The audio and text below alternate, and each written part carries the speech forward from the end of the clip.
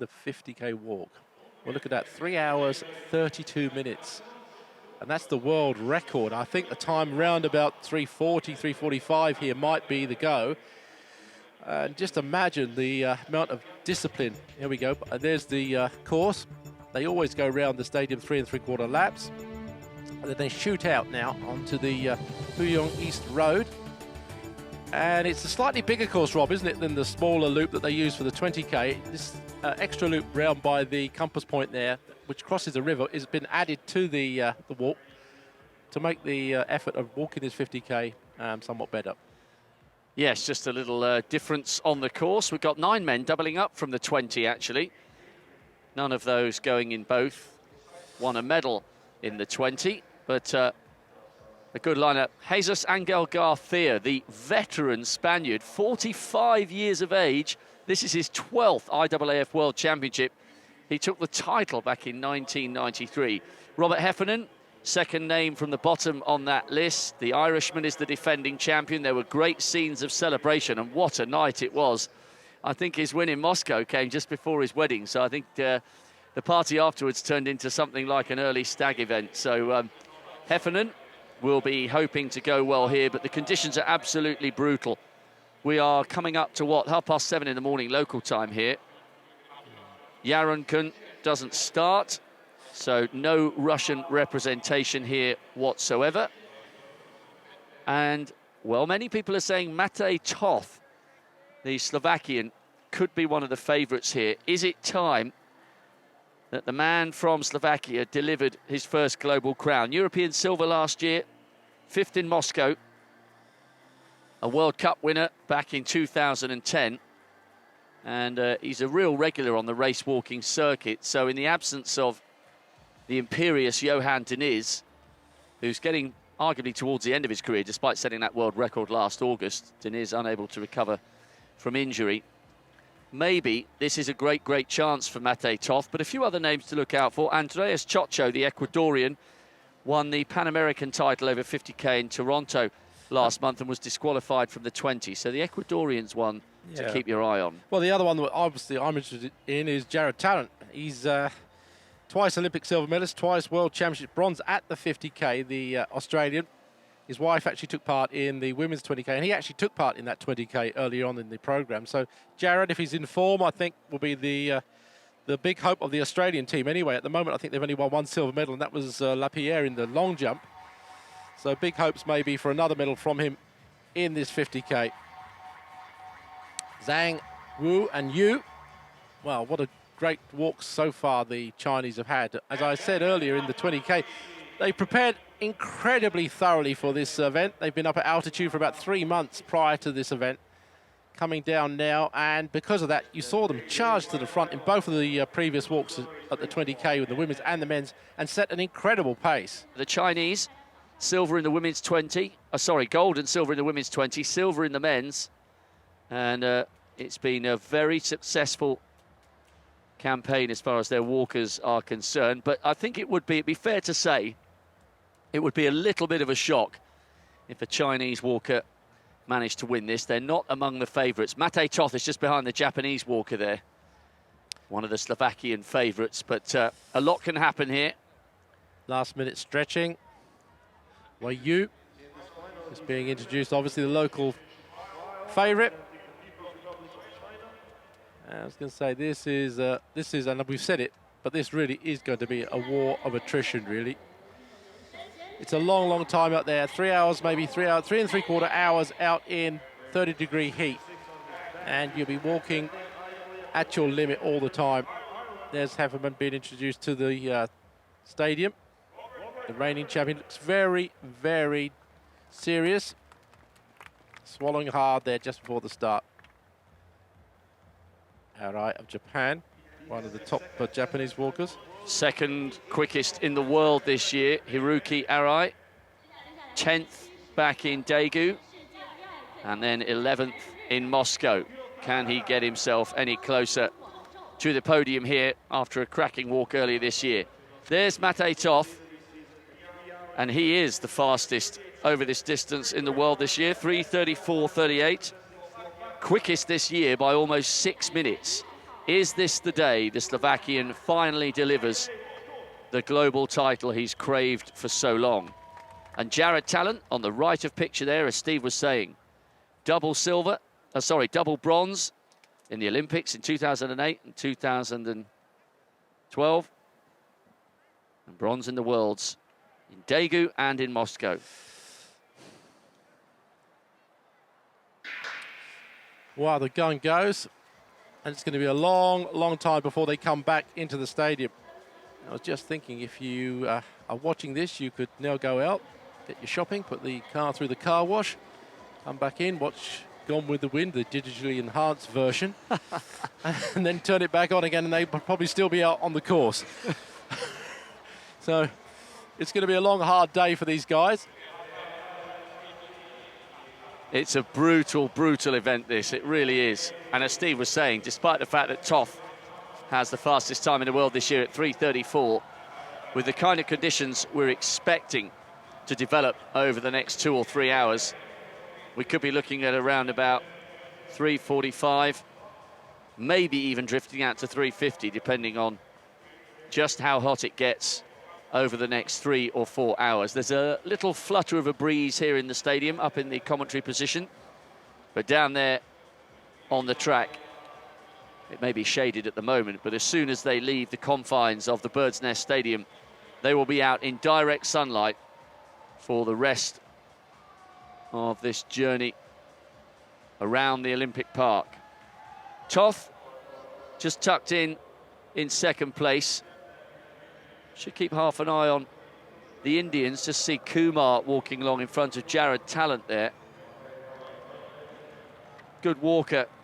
And they had 1 or 2 trying to set the pace early on in the women's race. Sandeep Kumar, and just got a quick glimpse of Rawat Singh there. Kumar's a national champion for the last 2 years. Mundell, the South African, contemplating the journey ahead. Looks like he's smiling. Certainly wouldn't be a grimace at this early stage.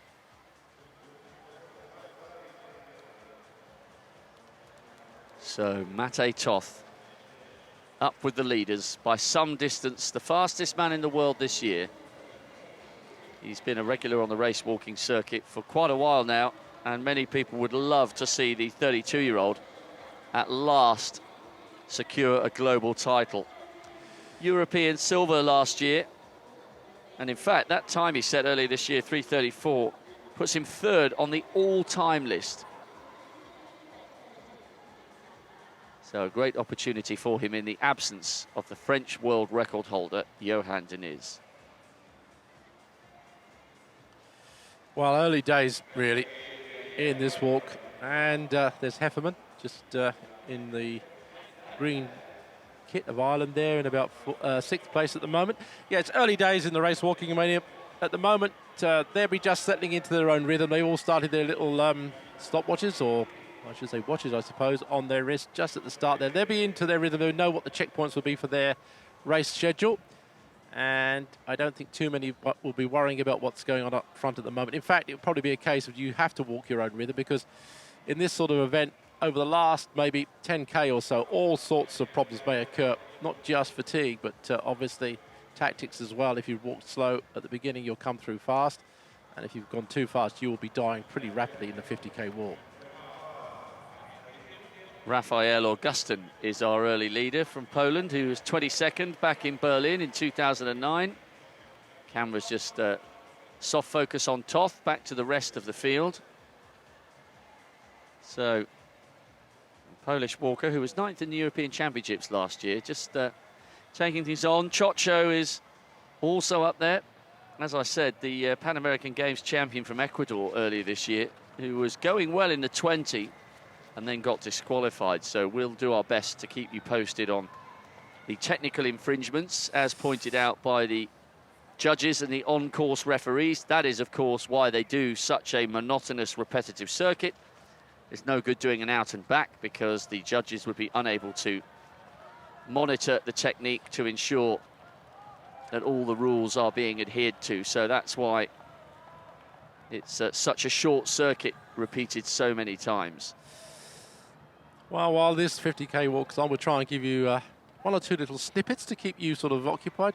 Just looking through the the history of the sport. It actually dates back to 2500 BC, actually.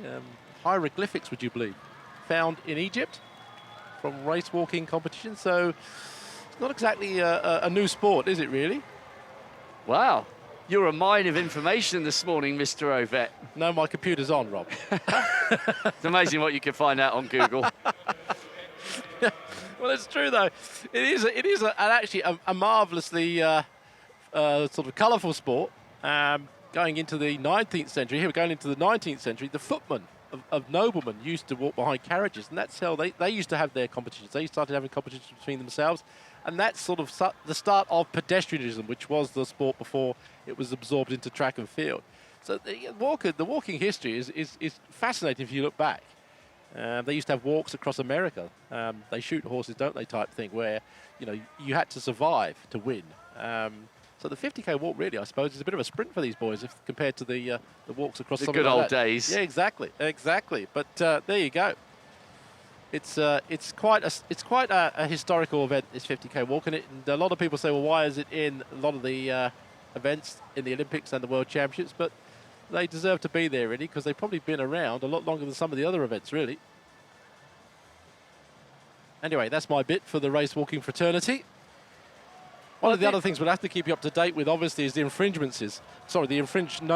notices that you can probably see once or twice, or maybe a lot more than that. The yellow paddles that sometimes the officials stick out in front of the athletes. You'll see a wavy line on one of them, which means that the athletes have been judged to have lost contact with the ground. Obviously, the race walking rules and regulations are that you must have at least 1 foot in contact with the ground at all times. The other one is the bent V.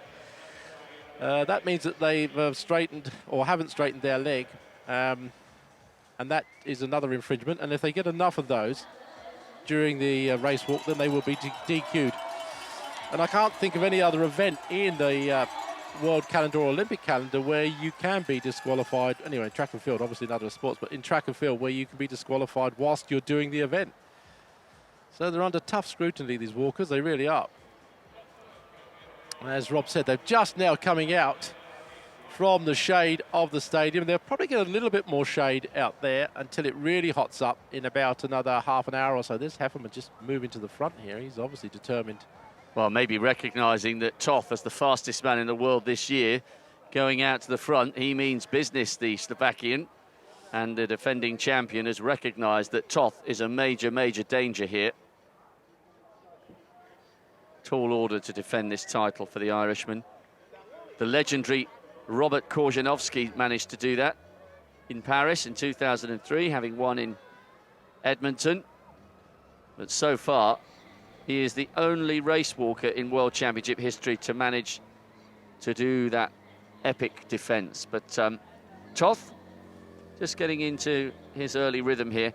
It's also worth pointing out, if you happen, depending on where you're watching this in the world, if you've just got in from the pub, or you've got up early, depending on where you're. Or you're just going out to the pub, even better, I think. Yeah. But yeah, we'll see you in 2 hours' time. We'll still only be halfway through. But it's interesting with these guys. I went up to Font-Romeu and did some running alongside them, and sometimes cameras can be deceiving because they can make world-class sportsmen and women look more average than they actually are.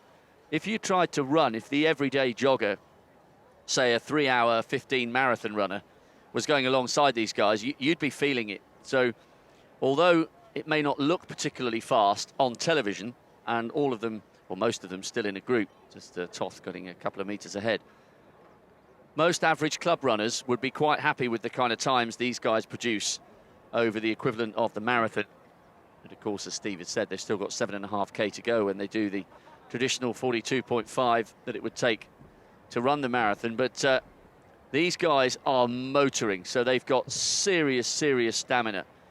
Tallent just checking his watch, and he too, along with the defending champion Robert Heffernan, recognising that Toth going to the front so early, with still under 10 minutes on the clock, is a definite indication that the fastest man in the world this year means business here on the streets of the Olympic Park in Beijing.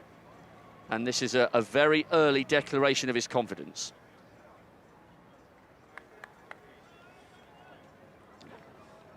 Well, Toth just walking past that feeding station. Just behind you can see Jared Tallent taking full advantage. He's no fool, Jared. He knows what it's like to suffer. Toth now eventually taking something from maybe one of his teammates there. I said in the 20k walk, it's a strange thing, this loop course that they've got, because it's not out in the streets. So it's in the compound of the Olympic grounds itself, which means that the public aren't allowed in here, actually. So you won't see vast numbers of people. All you'll see really are the competitors' coaches, some of the officials just looking after the course, and maybe just some of the other athletes that are down watching their teammates compete. Not like the marathon, where the marathon course obviously goes out into the city itself and winds its way around some of the most fantastic sights that you'll ever see, really. This is a very simple course and few spectators, really. So for the walkers, it is a real test of concentration of mind and body, really, because as you can imagine, walking around a small course for 50k, up and down, up and down, up and down, metronomic, really, Rob. You'll find that it will tell on the physical and the mental side of the race. Well, in a few laps' time, some of these guys will begin to be lapped. We saw that fairly regularly in the men's and women's 20k. It's inevitable on such a small, compact course. We walked in past where Toth just went round the turn point. That's the extra little section they added in comparison to the 20k course for men and women, and those turns are surprisingly tight. But it gives the leaders an opportunity when they get out front to see exactly how much damage they've done to those chasing them, when they can have a little sneaky look to their left-hand side and see the athletes rounding the corner behind them. Most of the walkers there taking advantage of the spray showers. They've been used to good effect in both of the 20Ks. There's Haruki Arai. As I said, second fastest in the world this year. He was 10th back in Daegu and then 11th in Moscow. So fairly consistent, but I think he's taken a step up in class this year, the 27-year-old Japanese athlete. Tanai, his compatriot, was 9th in Daegu and in Moscow. He's the third fastest athlete in the world this year. In fact, all three of the Japanese contenders have a decent chance of going well here. Yamasaki, who's the third quickest of their trio this year. He was 7th here in Beijing over the 50 back in 2008. So the Japanese have a good trio here, and they'll be comfortable in what will become very hot, sticky conditions. And still, Toth not interested in walking in that very, very big lead pack. Extremely early stages here, of course. There's still around about 3.5 hours of walking left to go, but clearly feels he prefers his own company out front. And if they were unsure as to how he was going to walk this before the race began, I think he's left everyone in no doubt. This is going to be hit the front, come and catch me if you can. I'm the fastest man in the world this year, and I'm up for this. I think there's another footnote to that, Rob. I mean, you've got to walk, as I said about the marathon, you've got to walk at your own rhythm. If you start walking at someone else's rhythm, you're walking slower, and that may not be the best for you. So if you walk at your own rhythm, in terms of economy, you're doing the best possible thing. And I think Toth knows what he's got to walk. Technically, he's got to keep the technique absolutely correct. If he slows down, it might not be good, but if he speeds up any faster, the technique might start falling apart and become under the scrutiny of the judges. So he's just walking. I mean, just imagine the amount of time that these guys put in their training. There he is, just checking one of the checkpoints there. That's the 3K mark, so he knows what he's got to do. 13:52 for Toth. Now, that's what I'm saying. So they know what sort of rhythm they've got to do. They're probably, most of their training, if you think about it, is probably done on their own as well.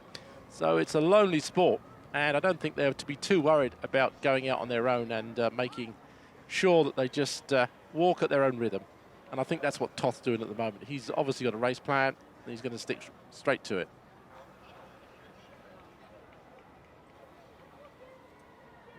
No.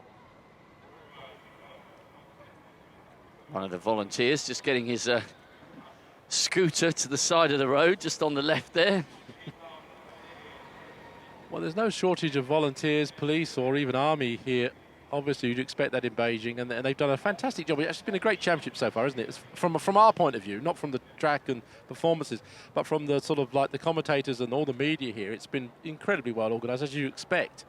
And it's been a pleasure, really, because we find ourselves walking backwards and forwards from the hotel. Everything's there. Information is there when we want it. Our position here, we've got probably the best seats in the house, really, where we are. So we've had a great time. So congratulations, I think, to the organisers. It's been a good games. Yeah, they've done a great job. They've made it easy. I think in contrast to the Olympics in 2008, understandably, when there were far more sports and far more journalists and broadcasters to be accommodated, there's been quite a centralised feel to these games. Everyone's been housed in hotels within about a 5 or 6 or 7 minute walk of the complex. So it's been a very sociable World Championship. They've done a really good job, and the attendances have been pretty solid as well. I think there were a few worries before the championship began about how many people would be here for the morning sessions and so on. It's been pretty good so far. Yeah, but also I think they've enjoyed it. You know, the crowds really have been getting behind everybody here. No matter what they've been, obviously they would like to see their local heroes do well, but they've been getting behind everything, especially things like the throws, where they've been really enthusiastic when they see some of the big throws go out, literally erupting. Qianlong Yu. He was third in the trials, just tucking along at the back of that group. And Toth just beginning to pull away. Just saw a couple of Slovakian flags there. I'm sure he'll be taking inspiration from those when things get a little bit tougher later on. But yeah, he's just pulling away a few more meters. As you said, Steve, might just be totally comfortable in his own company and not want to be stuck in a big group. But there is a little bit of a gap opening up here in the, albeit very, very early stages. Well, there's another 3.5 hours to go. It could be anyway. So, yeah, this is just doing what he has to do. Already pouring the water over, keeping the body as cool as possible. The body. Well, there's Jared Tallent, also some of the fans of the Australian walkers there with the kangaroo, the fighting kangaroo.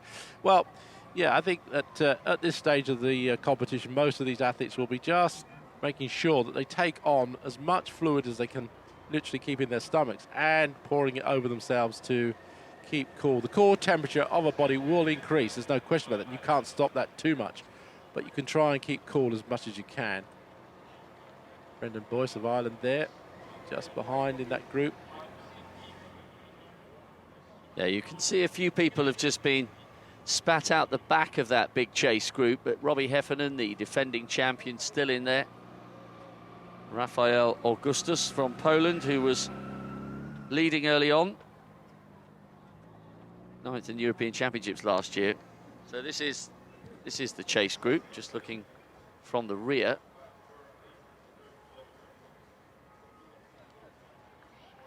Luis Angel Sanchez there from Guatemala, just in the middle of that picture. Very small, diminutive walker. Third in the Central American and Caribbean Championship. So most of the South Americans and the countries that train in this sort of conditions will have the distinct advantage, I think. You see that there's DeLuca there. And Tallent is now keeping himself wide of that group as he comes round almost. I think he's covering a little bit here, the break of Toth, but probably doesn't want to get too far away. There's a 4K. That kilometre, we'll keep you check of the kilometre times. That's a 4:35 kilometre time. We'll keep a check on that because that is perhaps the only indication we will have of how this race is actually faring, because you can't really tell by the way that they're walking whether they're speeding up or slowing down, to be absolutely honest. It's quite deceptive, so we can only keep check by the kilometre times. Heffernan now just rushing through to make sure he gets the right drink, and see, they're not just taking water at the moment, they're taking a mixture of water, glucose, and proteins as well. Noonan, Button there, the two Finns. So he's coming up to the far section of the course here, where he'll take a hairpin turn to his left-hand side. All the big names in this group just poking their noses out the front. Robbie Heffernan and also Chocho, the Ecuadorian Pan American Games champion. So that lead group is beginning to splinter a little bit. One or two recognising the danger here. Jared Tallent, I think, has moved ahead of the rest of the group with Heffernan in third place. So two very experienced campaigners, multiple global medalists. Jared Tallent, 2 Olympic silvers, 2 World Championship bronze medals, and he recognises, along with Robbie Heffernan, the defending champion, that Toth just needs to be reeled in a little bit here so that this early lead doesn't grow too big too quickly. I think Jared is doing the right thing. In the previous races that I've watched him, he's gone off maybe a little bit too fast sometimes and faded over the last part, whereas his strength is his consistency, really. And he's held himself back a little bit, I think. But obviously in a race situation... Oh, there's one of the officials giving one of the paddles to one of the walkers. I think it was the Irishman there, not sure. Hard to see from that angle. But, yeah, Jared, I think, knows that maybe the danger is up front. And even though he'd like to be a little bit more cautious in the early stages, he's decided that it's best to be on the attack rather than just hanging back. Going through the misters there, that's one of the new innovations, I suppose, in the last 10 years or so in race walking and marathon running. It's a godsend for these men. There's Novak, 8th in London and in Moscow. Maybe just finding the conditions a little tough. That's the back of the lead group, 1 or 2, including Ibanez, the Swede, just beginning to lose contact with the main body of the chasers. In fact, Ibanez just at the very top right-hand side of your picture there. There's about 5 of them who are running in their own little mini group.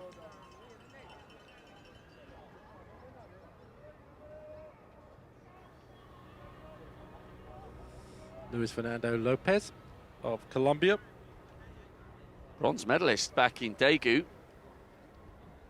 Wonder if he's struggling a bit with the early pace and the conditions. So we're not too far off 8 o'clock in the morning here, and up in our commentary position, the sun is starting to get a little bit fierce. It's a shame we haven't got a comcam here, because we've got a self-built cardboard shade from the sun, because when you're out, when you're in the commentary position for such a long time, when there's direct sunlight on your face, you can't see the monitors. So we've built ourselves a cardboard shelter to try and ensure we can see the monitors and stay a little bit cool. I think.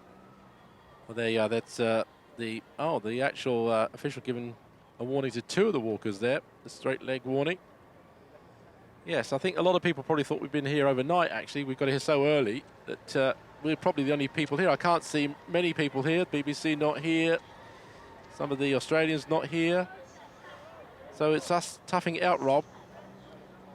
Yes, we're in it for the long haul. Incidentally, it was Jamie Quiuch of Guatemala, 3rd in the Pan American 50K back in 2011, and the Norwegian Harvard Haukenes, who was given the warning there, 2 of them.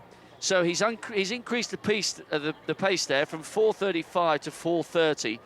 Little by little, the fastest man in the world this year is just cranking it up, and that's the reason why 1 or 2 of people are dropping off that big chase group. But the defending champion is still there, and so too the double Olympic silver medalist Jared Tallent. Now, remember, and we haven't said it very often, but it's important that the winner here gets $60,000 for second place 40 and 20, and it goes down to, I think, about the 8th place.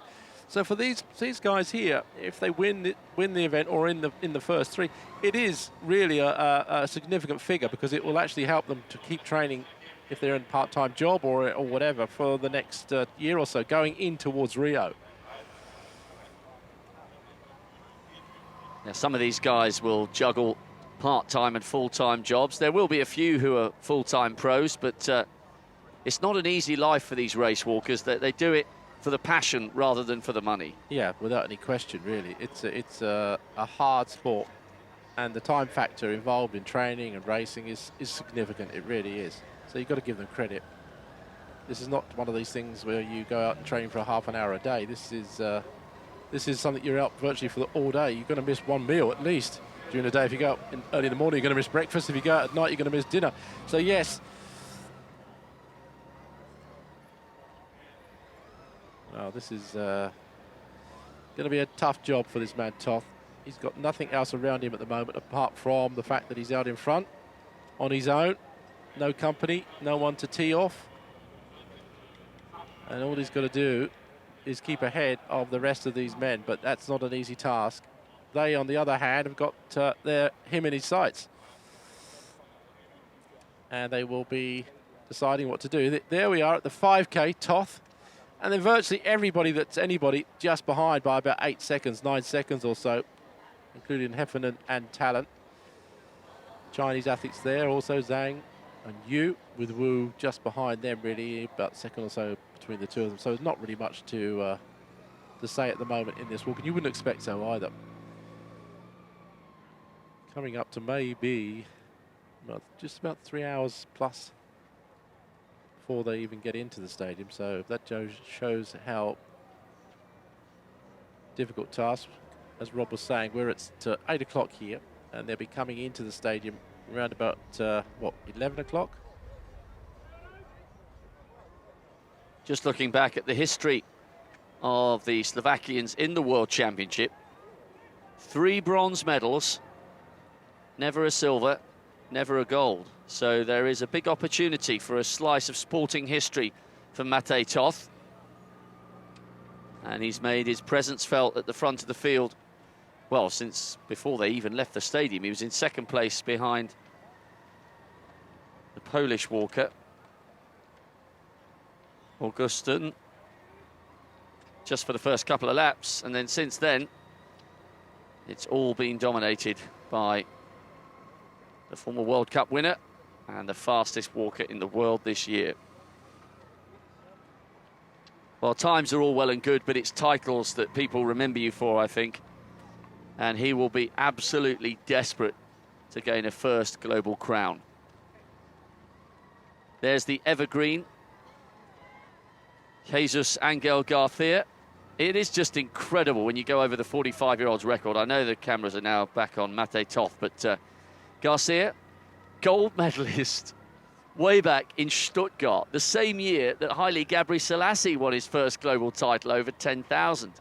Silver in 97 and 2001, and then he took a brilliant bronze in Berlin 6 years ago. So the Spaniard setting a record today, competing in his 12th IAAF World Championship.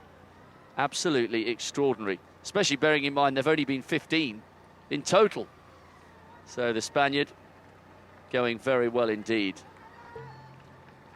It's one of the Polish walkers there, just getting one of the warnings. That may have been Lukas Nowak, who was 8th in London and in Moscow. So one by one, these warnings will be added, and we will keep you abreast if it looks like it's going to cause a problem. There were 2 excellent walks going on yesterday by the... in the women's walk, the 20K, and both the Italians, who were in 4th and 5th, were disqualified, quite close to re-entering the stadium. So it can get very dramatic in terms of the disqualifications when we get towards the business end of these walks. But we'll try and keep you posted as best we can as to who is living dangerously in the eyes of the judges.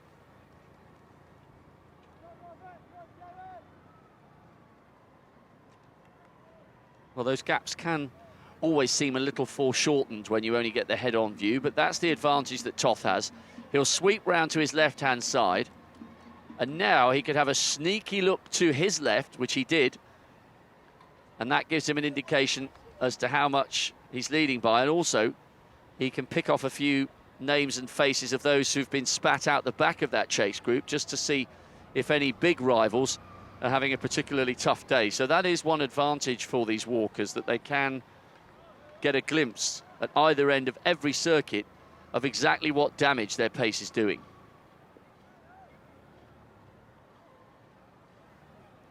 Well, the big confusion will be a bit later on, actually, when they start lapping some of the back markers in the race. And with the camera may sort of like pan in, and you may think that someone's suddenly shot forward.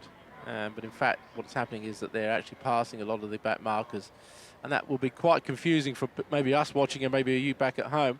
but we were trying to keep you sort of like up to date. It's difficult sometimes, we saw in the 20K, to actually see who's chasing really, because after the first sort of 10K or so, the gaps do open up, and the cameras, obviously, the camera crews obviously concentrating on the people up front. Now you see the water just being drenched over Toth, making sure, as I said before, even in these early stages of this walk, to keep cool. Well, he's coming up to close to a 7th of the way there. He's been walking for half an hour. Dos Santos there, Brazilian record holder. Chocho now, the Ecuadorian, in the right of frame. Really good form here after his great performance in Toronto. Qianlong Wu just being dropped off the back of that group, 3rd in the Chinese trials, but on paper it was never quite destined to be a race as dominated by the Chinese as the women's walk was. Brilliant performance from the world record holder yesterday. The 2 Chinese women entered the stadium together, and it was a moment to remember. Even from the perspective of a neutral nation, the noise was absolutely incredible. Matched only by the reception they got when they were on the podium later last night, halfway through a wonderful session of athletics. So, Heffernan in that chase group, so too Tallent, and the great performer from Ecuador, Andreas Chocho. This is a glimpse at the back of that chase group. Wu just struggling a little bit. He's walking alongside Chris Eriksson, the former Commonwealth bronze medalist. Got on the podium in Melbourne. What a brilliant edition of the Commonwealths that was, turning the MCG, the legendary cricket stadium, probably most famously known for the Boxing Day Test, temporarily turned into a running track, and it saw some great performances. So Eriksson, who got on the podium 9 years ago back in Australia, he's just been pushed out the back of that lead group as well. So Toth has gradually been winding it up, and his compatriot Majdan just getting a bit of a warning there, and they will start coming thick and fast. Majdan's a really decent competitor. He was 13th over the 50k in the European Championships back in 2010. But there's no doubt who's number 1 as far as Slovakia is concerned. It's Matej Toth. He was voted Slovakian Athlete of the Year in 2006. And I fancy if he gets the gold medal here, albeit there's a long way to go, he might be on the short list this year as well. Well, Choco there, just coming to the fore in that chase group. Just another little factoid. The longest race walk that's actually been in a major competition was back in 1920 in the Olympics, when it was a 100k walk, 100 mile. Well, I think it was a 100k walk. Yes, it was. Imagine that. 8 hours. 8 or 9 hours of effort. Yep. So if they started in the morning at a reasonable time, say what, 9 o'clock, they didn't finish until 6 o'clock that in the evening. That was a tough one. Okay, let's get you up to date. I mean, I've been trying to keep you up to date with things like the rules. Let's go through the rules of race walking. This is important because it's a significant part of the discipline that we're looking at here. There are 2 main rules in race walking, and the first dictates that the athlete's back toe cannot leave the ground until the heel of the front foot has touched.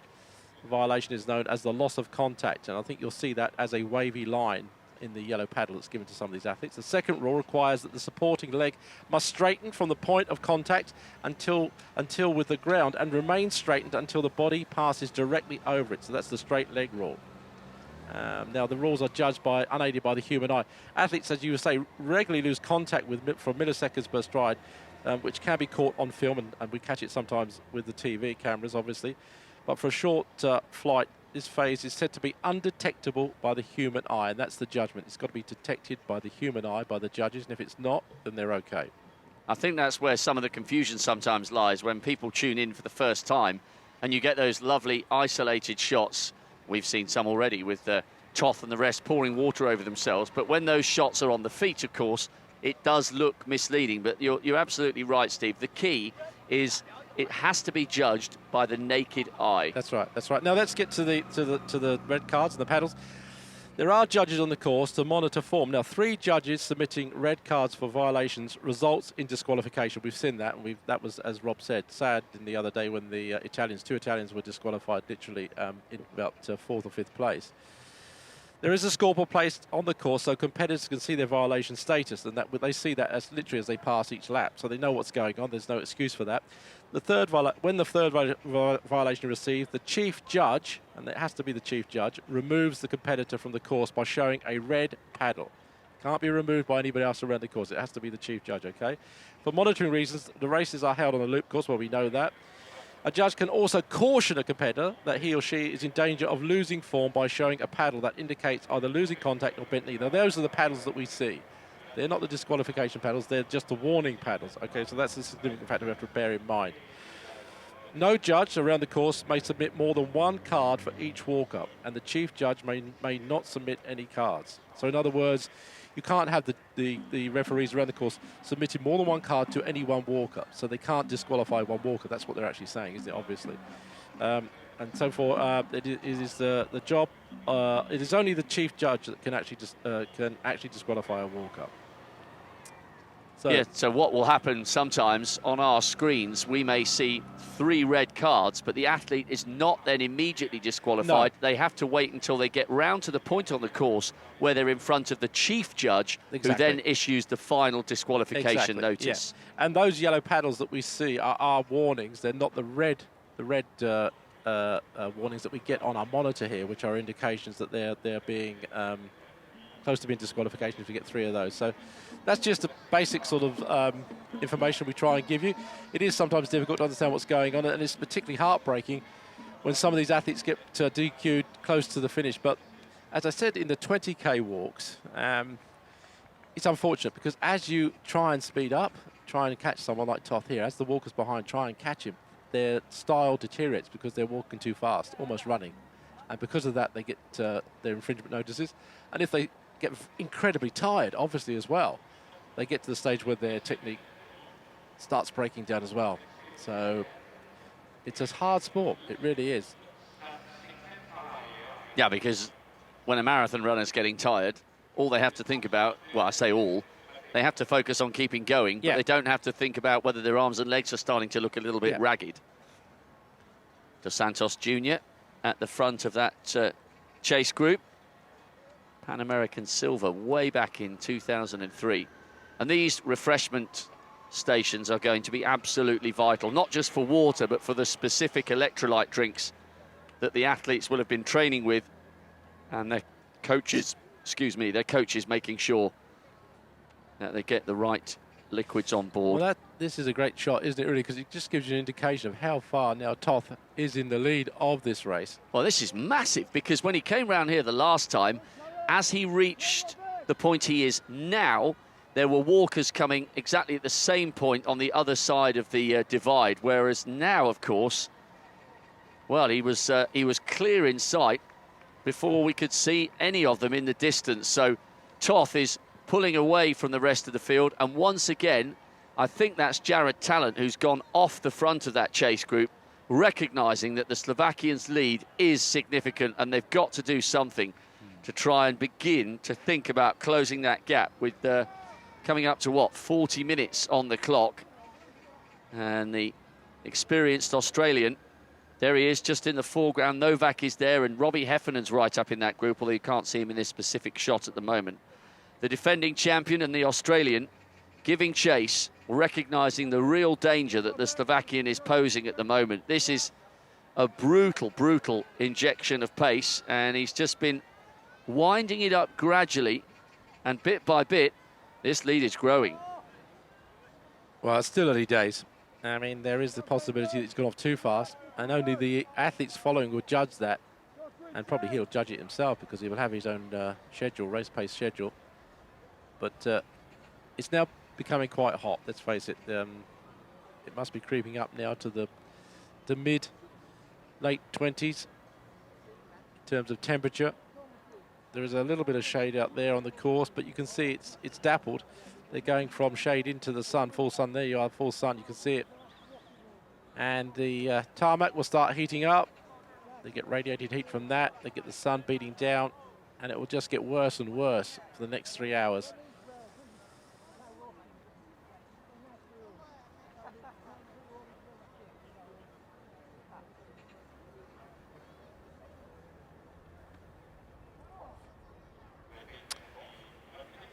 So the rest of the walkers, obviously, understanding that Toth is making a statement of intentions here. Slovakian knows what he's got to do. And as Rob said, this would be a major coup if he does for Slovakia. They've never won a gold medal in the walks.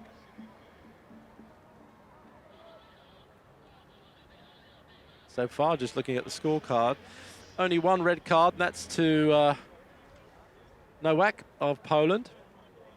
Most of the others just going down through it. We sometimes get delayed information, really, because it has to go back to, as we said, the track referee, and then the track referee has to input it into his computer, and then we get some indication of what's going on, sometimes not absolutely immediate. So most of the athletes, as you expect in the 50k walk, obviously they're not walking as fast as the 20k walk, so the technique perhaps not put under too much pressure. 2.5 times the distance, so therefore you've got the time on your legs rather than the speed on your legs, which are the big factors. He's checking his watch yet again. They know exactly what's going on. They're up 4:29 for that, so the 9k coming up.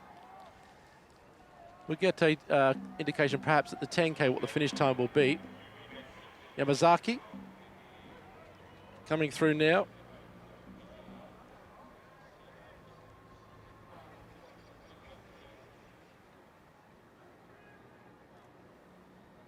Nowak, that's the walker that I just said has got the infringement notice against him, and that's for the bent leg.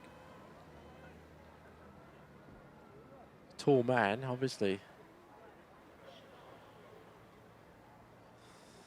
Just saw, as I said, Yamazaki, we didn't get a chance to stay on him long enough, the Japanese record holder for the 50k, and he was 7th in the Olympics. He was in that group, just, what is it now, probably about, I don't know, 15, 20 seconds behind. Tallent, Heffman and Nowak, I think, in the chasing group, a bit like the Tour de France here. You have the details of the distance between the leader, the chase group, and almost the peloton, I suppose you could call that massive group of about 20 walkers just behind that so-called chase group. Mister's just turning on. There they are.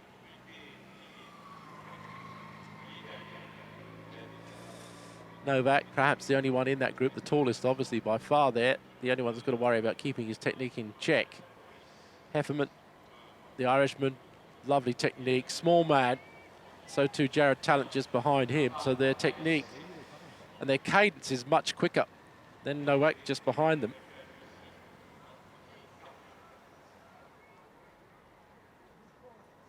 Well, I think we're going to see almost 2 hours or more of this man's face, aren't we?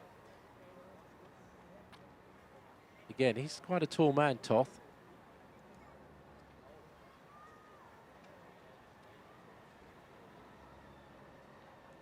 Just trying to hug that side of the course. Not much shade. Look at the shadow. You can see the shadow hitting that banner there. There it is. It's a 25-second gap between Toth and the chasing group. And they've spread out across the road. Just having a look at each other. Just see the camera's foreshortened. With the Ukraine athletes having a quick chat to one another there. Buds up. And Galavan.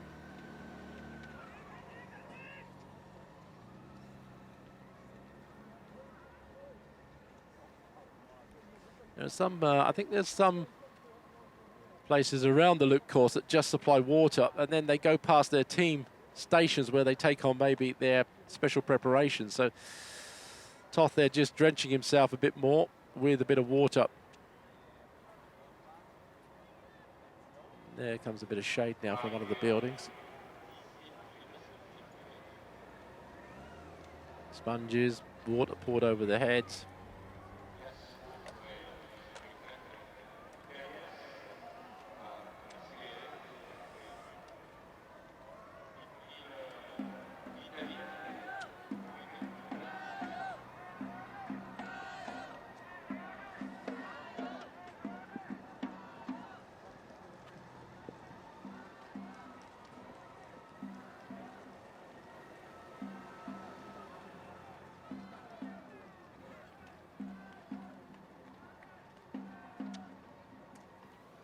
Group's now starting to really spread apart.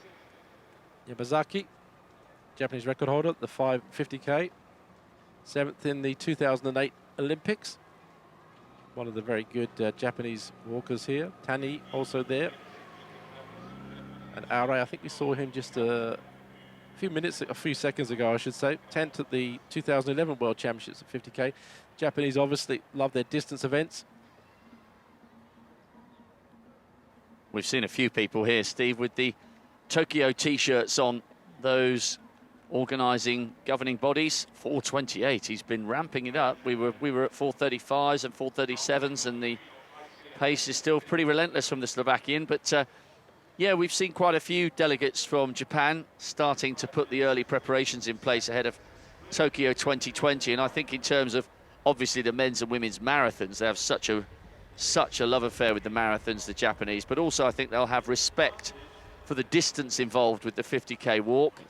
Another paddle being issued there. I think that was to the Latvian. Well, I think they'll do a good job in terms of hosting those walks. That was Rumbeniks, the Latvian international cross-country runner, as well as a race walker, just being given a warning there. And there will be more and more of those just as the time ticks on and as the fatigue sets in as well. Not so much in the first 45 minutes, but in the last hour and a half, there will be quite a few warnings being issued as the concentration on the technique diminishes, as they try and concentrate on keeping going. Yeah, exactly. I'm just looking through the our information system here. There's only been 3 so far. I think I mentioned before that it's Novak who's in that chase group that's got 1 infringement notice against him. Then going through the field, Brendan Boyce of Ireland has got 1. And I think there's only 1 other, just trying to check now. Yeah, there's only 1 other really, that's Harvard Hockners of Norway. But as I said, the 50K perhaps not as bad as the 20K. They're walking faster there, where the infringement notices obviously might come a bit thick and fast. But so far, I don't think there's any real worry for any of these walkers anyway. But it's still early days. I mean, there's probably just a shade under 3 hours to go yet. Yes, just. I think it's a case when the yellows come out. It's a case of the judge saying, "Look, I can see you're starting to get a little bit ragged.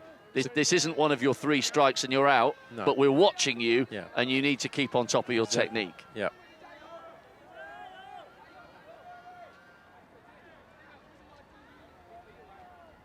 There we are. There's another one coming out, and I think that's the number 47. That's Ojala, Finland. That was a infringement notice for loss of contact, so, or a warning, I should say, for loss of contact. So it's almost like a little slap on the wrist, saying, "Now come on, step into line. I'm watching. Finish your homework." Maybe. There's Jake, one of the Chinese athletes. Second in their trials. Haven't spoken much about Hiroki Arai, second fastest in the world this year. There's another little yellow warning. That, again, was for loss of contact. It was hard to see the way the replay was shown in there as to exactly who that was for. But, yeah, Arai, second fastest in the world in that group, along with Tallent and Heffernan. Right, another notice just been given on our computer to one of the Chinese, actually. That's going along Yu Wu, who has a first infringement against his name anyway. So they may be coming along a little more than we thought, but as I said, there's only been 4 so far in this whole field. Well, anybody's still within a minute, more than capable of turning this round. But as we get towards 20 and 30 and 40K, those gaps may well have increased. But Toth obviously came here, Steve, with a preset plan that he was going to dictate the pace and set the tone. And maybe it was his intention just to ramp it up a little bit from the 4:37s to the 35s to the 30s to the 27s. Bit by bit with these kilometres, he's just beginning to turn the screw and test this chase group. Yeah, he is, but I'm sure that most of these walkers have got their own rhythm. I mean, we saw in the shorter distances, the 20Ks, the Chinese went out straight from the word go, bang, out in front, pushing it on. and everybody had to respond straight away. And Toth's done exactly the same thing, but I get a feeling in the 50K, it's yes, you can do that, but the real test is who can survive, who can come through at the end, who's got the strength at the end. And as we said, and you just said, Rob, a minute, 2 minutes won't be much at all if you're actually dying on your feet, literally dying on your feet towards the last 5 or 6K maybe, or even 10K. They will catch you very, very quickly. Toth, that's his main problem. He's obviously walking well. He knows he's walking well, but he's got to be cautious at the same time. Somewhere in the back of his mind, there's got to be something's ticking away thinking, am I feeling okay? Am I doing all right? And that's going to get worse and worse as the race progresses. Am I okay? Am I doing all right? And his body will quickly tell him that he's either doing one or the other. Borondo caused great scenes of celebration in Guatemala when he picked up their first Olympic medal, finishing second in the 20K. He was Pan American silver medalist in Toronto over the 50 behind Chocho. So the Guatemalan and the Ecuadorian continuing a rich history for the South American nations as far as race walking is concerned. Still very much in the hunt for the medals at the moment. Toth just took advantage there of looking across. As we said a couple of times, this gives him an indication as to where the rest of the field are. That looked as though it was a little warning for Suskesius, the Lithuanian. They'll be coming thick and fast, the yellow paddles. There'll be a number of them being issued on every circuit, as we said, especially as the walkers begin to get more and more tired. Well, I think we'll bring you up to date with those when they reach 2, I think, because that's a significant factor. When they reach 2, after that, they're living very dangerously, aren't they? So at the moment, no 2 infringement notices or warnings against any of the walkers so far.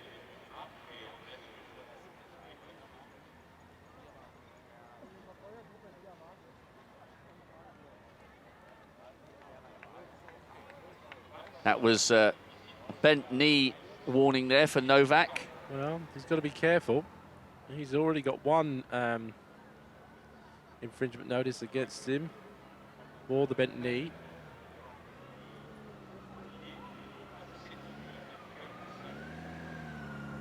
I guess that's the other factor about going off the front on your own, isn't it? That your technique is possibly under the most scrutiny of all. If you're walking in that big chase pack and you're buried in the middle, you're very hard to watch. Whereas when you're out on your own, your technique is there for all to see. Yeah, exactly. Well, I think that might be the way that some of the walkers, take advantage of that, is that they walk in the middle of a big group, hoping that perhaps that they don't get scrutinised as closely as the others out in front. Good technique. I'd try that. I think if I was in the walk, you've got to take as much advantage as you can, haven't you, really? Heffernan, Tallent, De Santos, all of them at the moment playing second fiddle to the Slovakian, but still a very, very, very long way to go. He's a tall man, isn't he, Novak? He's got to be head and shoulders above most of the others here. No wonder he has problems with the bent leg. Hip rotation, look at it, is incredible, really. Yes, he's got far more movement than somebody more compact like Tallent.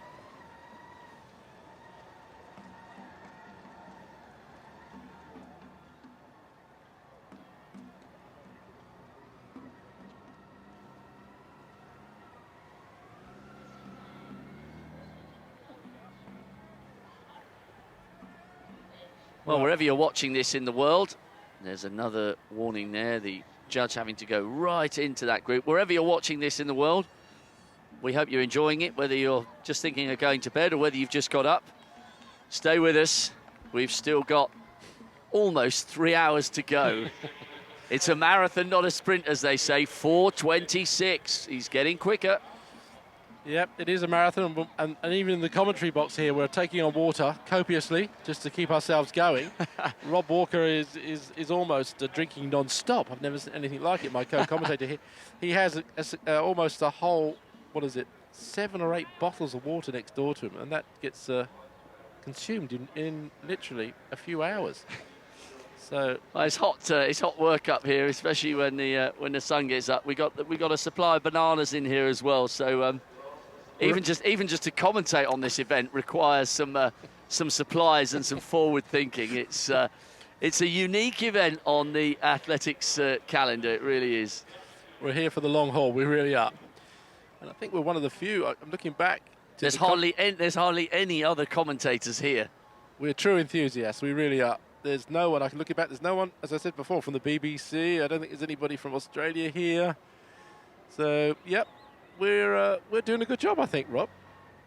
Well, I'll leave that for the viewers to judge. But stay with us, bear with us. We hope you're enjoying it. As I said, we've got around about 2 hours 50 to go. And Mate Toth still grinding it out, winding it up a little bit. 4:26 for that last kilometre. This is Augustin of Poland, 10th in the 20k in the European Championships, and 10th in the World Cup at 50k. Number 95 there. Well, and as they go around that corner, it's Arai who's leading the chasers now. Tallent still there, so too Heffernan.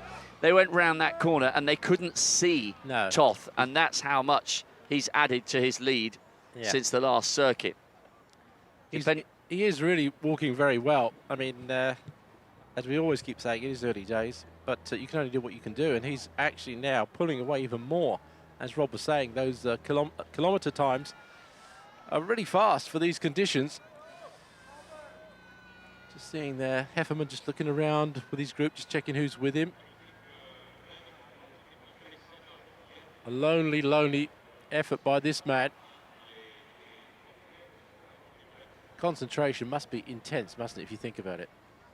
I mean, he's on his own, walking with no one around him, nothing to break up that sort of rhythm. Course is monotonous, the heat is intense. He's just being followed all the time by that camera crew on the bike. He knows perhaps, or maybe he doesn't know, where the others are. Every time he passes his colleagues, I suppose, on the feed stations, they're probably telling him where they are. But having said that, it's not much help, really, in terms of allowing him to relax at all. No, he's certainly doing this the hard way as he comes up to the hour mark. As I said, it was only literally the first 2 laps, the first little bit of the 1500 in the stadium, and that was led by Rafael Augustin, who's at the back of that chase group. There he is, 95.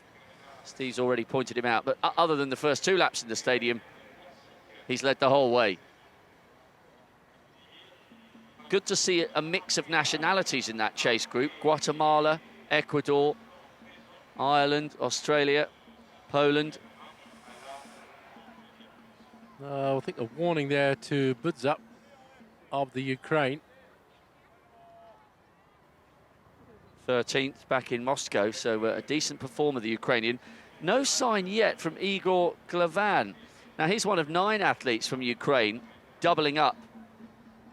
One of 9 athletes doubling up, not 9 athletes from Ukraine. They've only got 3, as all the nations are allowed. Oh, there is Glavan there, just on the left with the shades. He was 4th in the 20k, and that was the highest finish of any of the 9 who have decided to do the 50 as well as the 20. So obviously he deciding to walk along with his compatriot Budza, who just got that warning. Dos Santos there of Brazil, one of these very good Brazilians in the field. Brazilian record holder at the 50k and 20k. Second in the Pan Games back in 2003, but he's been 9th at the IWF Challenge event at 50k recently, so he's in good form. Still watching and waiting to see what the South Americans do. Chocho, small figure buried in that group. And so too Barondo of Guatemala. Both of them just keeping away from the front of that chase group, but both definitely there. Ericsson, Kumar, decent performers from Australia and India, and Garcia, the evergreen Garcia, competing within a month of his 46th birthday. He's in the second of the chase groups. the world champion from Stuttgart. No doubt the cameras will be focusing on him. Hopefully he gets through clean and doesn't get disqualified, and we'll give him a decent reception when he comes into the stadium. So just a confirmation of the yellows that have been issued, and Brendan Boyce just coming under some attention and some scrutiny from the judges. The Irishman needs to be a little bit careful. Yeah, he's the first one that's got those 2 notices against his name. And where is he at the moment? He's around about 20th place. Just slightly dropping back, I think, from where he was before. Yeah, he's got to be a bit careful. Hefferman, his teammate, well, he's doing much better up there in front with no infringement notices against his name, so that's good. But just looking back through the field, I think the oldest competitor, did you mention that, Rob? The oldest competitor is Jesus Angel Garcia. Yeah, we've seen him a couple of times. Yes. There's hope for me yet, Steve. He's almost 46. Yeah, he's almost 46. You're just a young man compared to him. He's actually taken part, hasn't he? What is it? I don't know how many times. Yeah, he's taken part now in his 12th IWF World Championships. Well, that's fantastic. He's competing for Spain. He's the world champion back in 1993. So the yellow warnings are coming out all over the place now.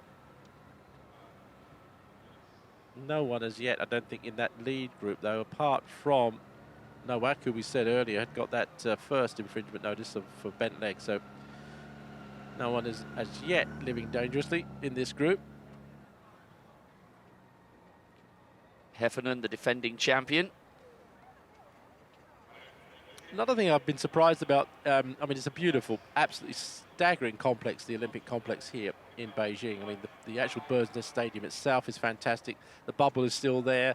Most of the structures are still there, but they're used for other things now. Conference Centre, where the International Broadcast Centre used to be. Hotels built up already. It is a beautiful area, isn't it? I mean, in terms of the greenery, if you look here, there's trees everywhere around this complex, and we're right in the middle of the city itself. And I think that the actual Beijing itself, in terms of architecture, I've always been absolutely impressed with the architecture around the city itself and the amount of greenery they've got in the city. You hear a lot of, obviously, problems with the pollution and with the air quality, but they're tackling it. What happens now is that they're only allowed to have cars with even numbers on one day and odd numbers on the other. So they're trying their best to improve the city, and it is a lovely city. Nice place to go for a run. I've been out a couple of times. a little bit too hot. Only a couple of times. No, it's been too hot for too many more than that. But it's quite an easy place to run, actually. They have quite big cycle lanes around the heart of the city that you can share with those on the bikes. It's not quite the traffic dodging that you'd get in some major cities. But yeah, there's just been a really good vibe around this quarter of Beijing over the last 10 or 11 days. We were here for 4 or 5 days, just getting buried in some stats and some homework before the championship began. And yeah, it's just been a really, really good atmosphere and a great championship. 4:26, slowed a fraction, but the general plan here from Toth's perspective seems to be just keep it below 4:30. So we've had a 4:28, a 4:26, a 4:24, and then just drifted out, meaningless extra 2 seconds, 4:26. So he's producing a very, very consistent pace. And so far, it's too good for that chase group. Toth being very good there with keeping the litter down to a limit. I guess an amazing aim. He got that straight in the bin. I was bin. going to say, yeah, it was a good shot, wasn't it? He's still obviously very compass mentis. Nothing wrong with his motor skills there, really. Straight in that bin, no problems at all. Jared Tallent there, taking his fluids from his teammate. Santos. Zhang. Well, that group of about, what is it now? Maybe 8 or 9, just keeping themselves together. Can we see anybody? Well, they're just panning back now. They haven't even turned the corner. No. Tallent's just got, I think that's Tallent. Yeah. Who's just gone off the front. Yeah. There's the Beijing hat there from the Olympics on one of the walkers to try and see who that is. Can't really see at the moment with the numbers, but oh, there he is. I think that was number 95, wasn't it? Yep. So just a little bit of history with his cap on there.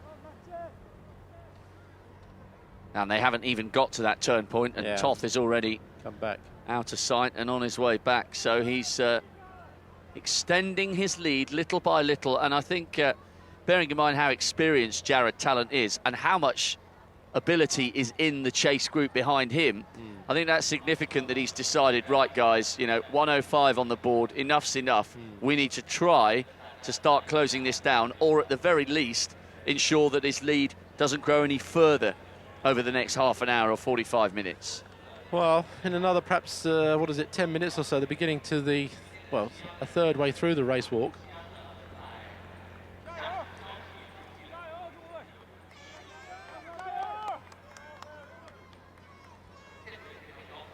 You would suspect, even though the wheels can come off spectacularly and we can have disqualifications, you would be fairly safe, I would imagine, to say that the medalists would be made up, of course, by Toth, but the silver and bronze probably will come from that chase group. Nearly all of the big names you would expect to be there. The two really quick Japanese this year, the defending champion Heffernan, the massively experienced Jared Tallent, a good couple of Polish athletes, plus you've got the Guatemalan Barondo and the Ecuadorian Chocho. Those are the big names, and they're all there giving chase to this man who has led from within the stadium. So the cream is rising to the top, but we still have well over, well, what, 2.5 hours of walking still to go. So it could all still change, and how much of a role will the warnings and the judges play? Hopefully not too much. We have seen some heartbreaking scenes. Was it Jane Saville, Steve, who was disqualified in the shadow of the stadium in Sydney en route to gold? Yeah. I mean, that was heartbreaking, not only for her, but for the rest of the nation, really. But, But that's fair enough. I mean, it is awkward, because let's just clarify that again.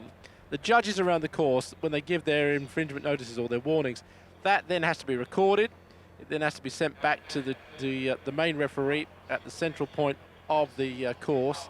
He then has to register it, and obviously if there's a certain number of warnings coming in, then he issues the infringement notice, and then he has to wait for that athlete, if he's got 3 of them, obviously to come round again before they get DQ'd. And sometimes that doesn't happen until you come into the stadium. Sometimes so it is a last-minute thing. That's the 15-kilometre time there, 1 hour 7:28, and then picking up also 4:22. So a significant increase in the pace there, and I think Jared Tallent realised that and has started to move ahead, or maybe that the others have just not increased their pace, whereas Jared has kept it at a rhythm that he likes. Well, he's dropped that down from 4:26 to 4:22. I make that his quickest kilometre so far. He knows what he's doing, Toth. He's clearly got a predefined game plan here, and Tallent is getting wise to it. Whether he can close the gap is another matter.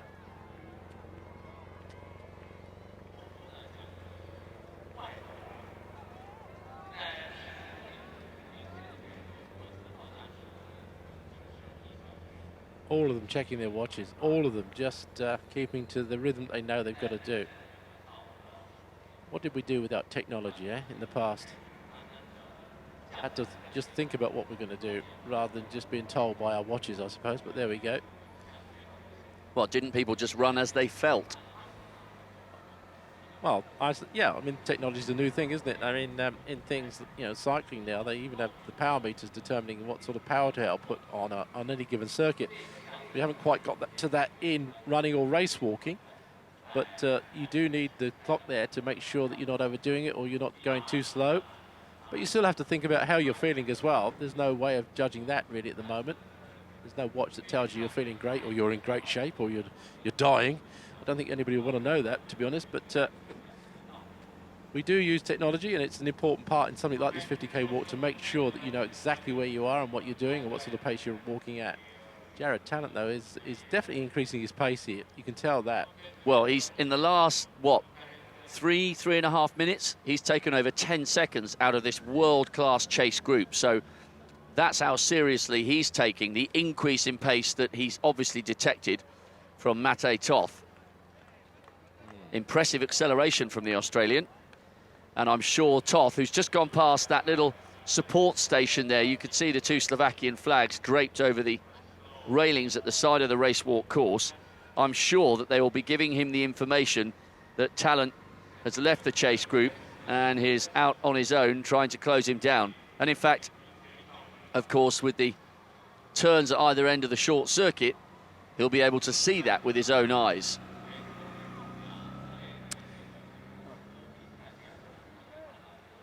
Well, it looks as if there, is it Jared, I think, may have just got a yellow marker there, I'm not sure. Looking back at our information we've got at the moment, the only one that's actually just received a red violation now is Choco of Ecuador, who was in that group.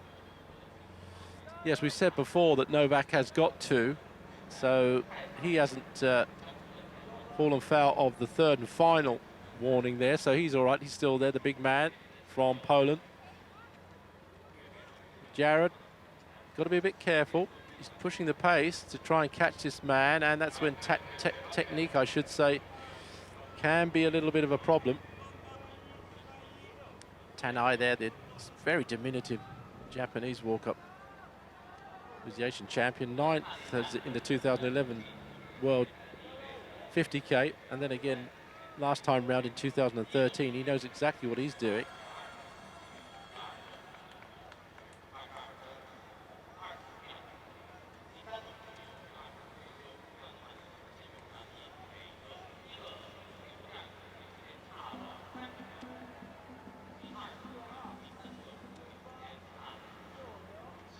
Luis Angel Sanchez in that group, just 21 years of age. So we have 2 Guatemalans up towards the front, Barondo and Sanchez. And the big danger men are still at the moment within a minute of the Slovakian long-term leader. Another good kilometre split, 4:24. He's been hovering around or just under the 4:25 mark for the last 5 or 6 kilometres.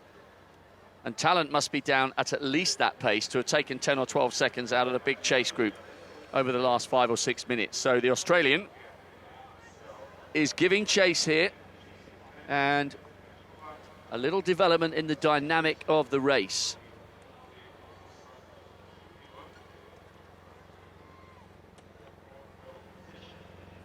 Well, the judges around the course, all the judges, there's Toth, all around the course are checking their cards, because as we said before, they can only give 1 infringement notice to each individual walker. They can't get any more than that. So if they see them coming past again and they've already given them an infringement notice, they can't give them another one.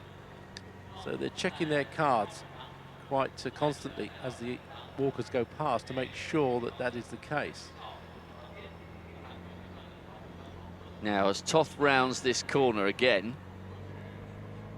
as he heads back up towards the main body of the circuit, he will see that Jared Tallent has moved away from the chase group.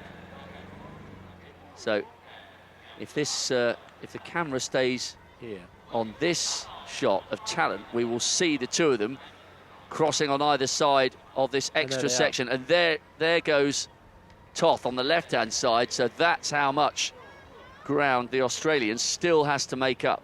Well, not so much that. That's the first time Toth has ever seen anybody, I don't think, on that part of the course since the start.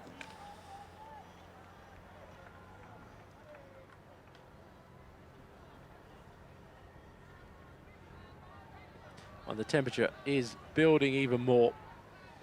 We're hiding behind our makeshift sunshade here, but the temperature now must be rising up to the mid-20s, if not higher. Yes, it's coming up to 8:45 in the morning. And if you're tuning in expecting to see the track action, well, the 6th event will be getting underway for the decathletes very soon. They've put the hurdles out for the 110. And then, of course, the big fellas will move across to the discus. And the pole vault starts at 1:15 local time. Still just coming up to 9 o'clock. And already, crowds have been pretty good for the morning sessions. Already here in the stadium, there are a fair number of people who've made their way in. And it should be pretty busy for these guys, for those who make it to the finish. And Novak will now have to make absolutely sure his technique is spot on if he's to get a good reception here and get to the end of this walkers marathon.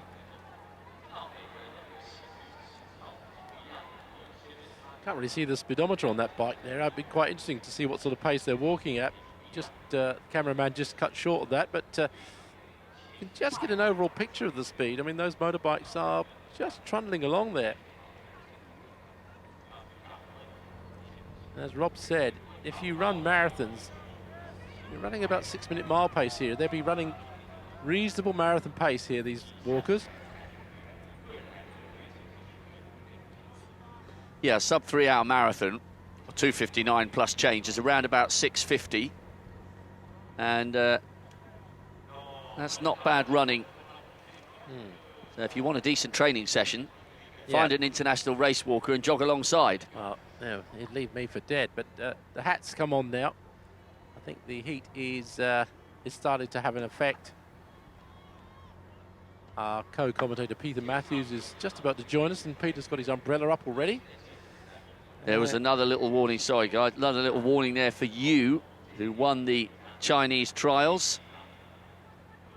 So the judges are beginning to find some issues with the style, with 1¼ hours on the clock. And as we've been reiterating a couple of times, it is really, really warm here today. And even though these guys train so hard for this event, they will begin to start feeling it in this level of humidity. Just to keep you up to date with the infringement notices, it's only 2 athletes so far that have got 2 against them, and that's Brendan Boyce of Ireland, and I think we've mentioned Nowak of Poland there.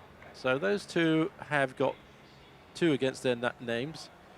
And behind them, Barondo of Guatemala, Choco of Ecuador, and Garcia of Spain are perhaps the ones that need to be weary of any more infringements, but they've still got 2 possible more infringements before they get DQ'd. So at the moment, they're okay.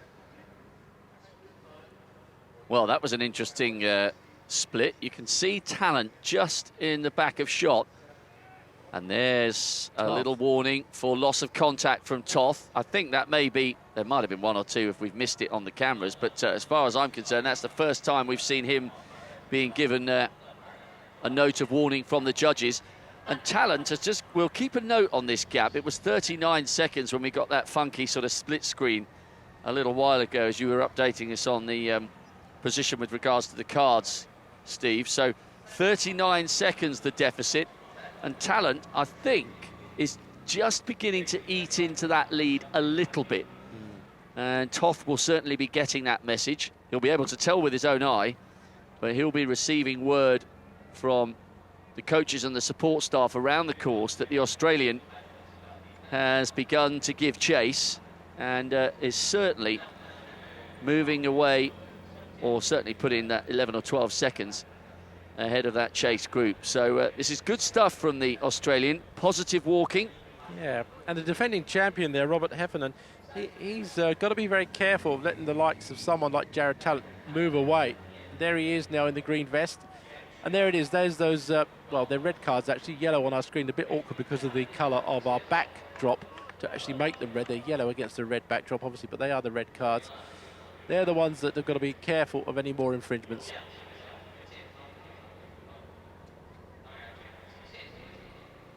Yeah, that's another one for Novak, I think. So these are just warnings. They're not red cards. Novak's living dangerously with so much time still left. Well, number 13. Well, is it unlucky or not for Jared Tallent?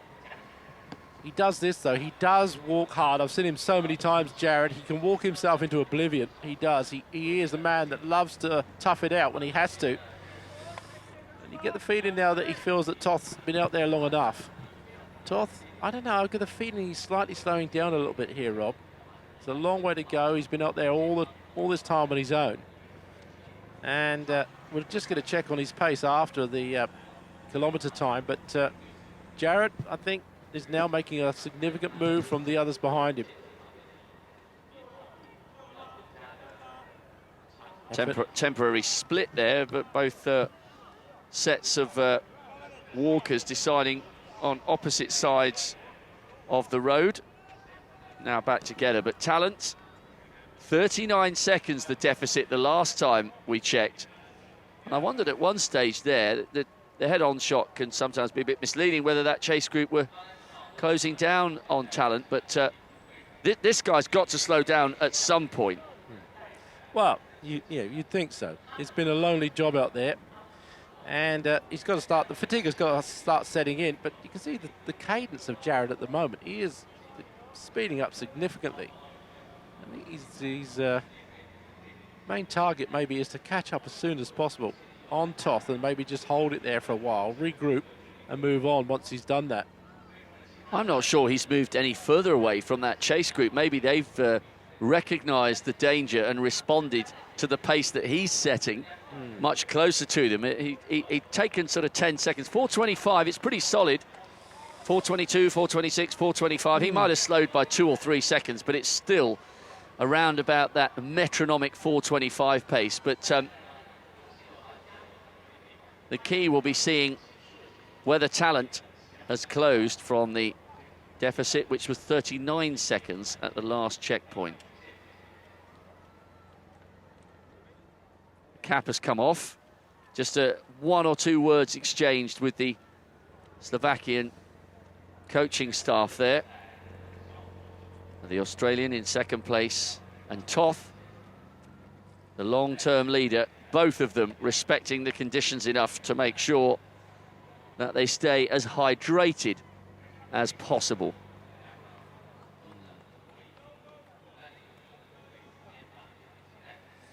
It's got to be a factor, this heat. You can't ignore it. It is intense out there. Now, you can see there is no shade on virtually 80% of the course. Just a little bit as they come around here. Look, you see under the shade of the trees for a small section. And then it's back out again. Jared, that staccato, almost small stride length now. Cade's very fast. He's tailor-made for walking, isn't he? He's got the right build. Very small, yeah, very small. His wife also a walker, we saw, as I say, in the 20K. And those that walk together stay together, as they say in the race walking fraternity.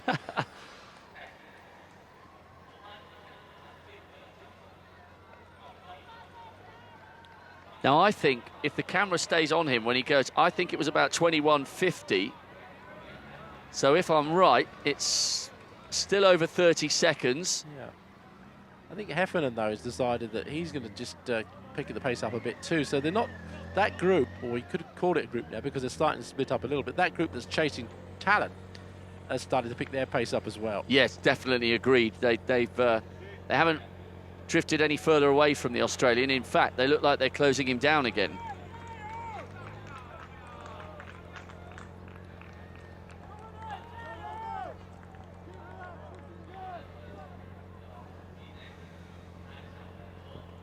Keep it up, looking good. We heard a couple of shouts from the supporters, but they'll need to be shouting that in another hour and a half's time. That's when it's really going to start to hurt, once they move over the 3-hour mark, and then it gets into real levels of fatigue. So let's see whether that chase group have managed to close down Tallent. He's talking. Is that to a I think that's fellow competitor on the other side of the track, or maybe the coaching staff? I think that was someone in the coaching staff. I think Jared was just asking how far there. What's the difference in time? So getting a little bit of information, which is essential, really, if you want to know where you are and what's going on. Although, as we said earlier, you can see each other across the course here, but you just want to, I suppose, be told by your coach that everything's okay. You're going well. The guy up front is not looking too good, or he's looking good, whichever way you want to look at it. So as much information as you can get, I think you try and help. And sometimes, just the simple fact of having someone there to support you is important psychologically. Anyway, is good.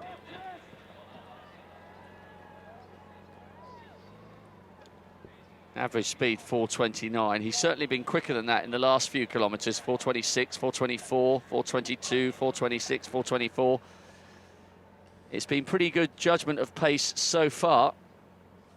Well, if Toth does win this, it'd have been a monumental effort, wouldn't it, really? Because he literally has gone from the gun. Totally on his own. Totally on his own, totally without any assistance whatsoever, and he's just gone for it.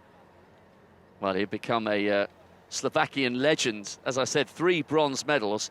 I'm sure, maybe not off the top of his head, but I'm sure at some stage Peter Matthews will be able to tell us who won those 3 bronze medals and in what discipline. But no silver and no gold for Slovakia, so what a story that would be for Matej Toth, the fastest man in the world this year, if he's able to convert that speed into a major global title. Well, and I think they've caught Tallent there. Yeah. Heffernan's done a good job with that chase group. I think he has. He's pulled them back. Yep. And that group now is still not in vision here as Toth goes ahead. Matej Toth still out front, as he has been ever since the 3rd lap of the first 1,500 metres, which was conducted in the Bird's Nest Stadium. And how he would love to come back into the stadium in first place and receive a huge, huge ovation. There'll be massive respect from the Chinese here in the crowd. They've, as I said, they've had gold and silver in the women's 20, silver in the men's 20. They understand their race walking, they appreciate it, they like it, they're a knowledgeable crowd.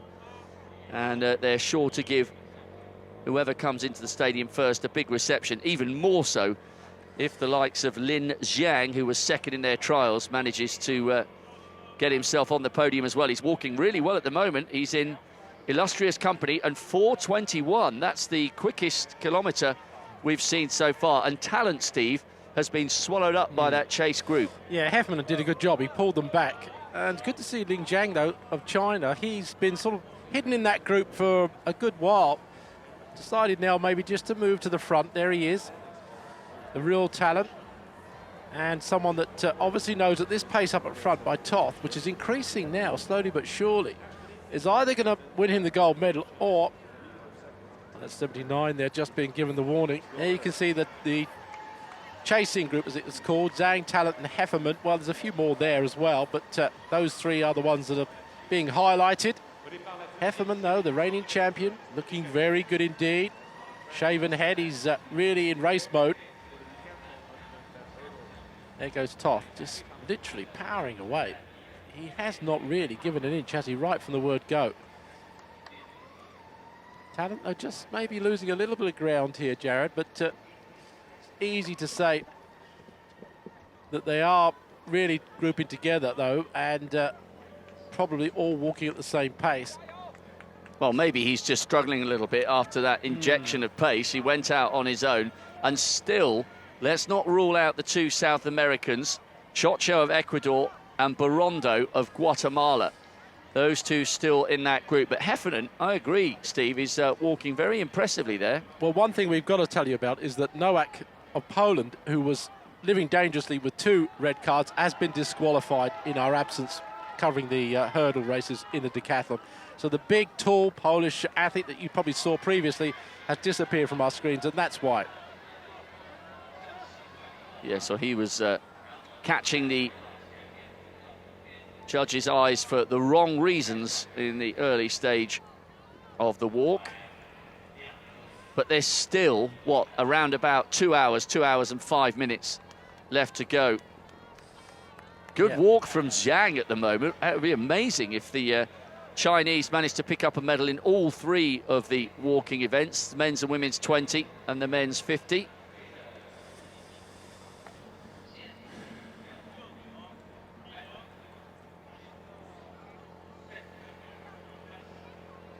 Toth ploughing on alone at the front, as he has done right from the beginning.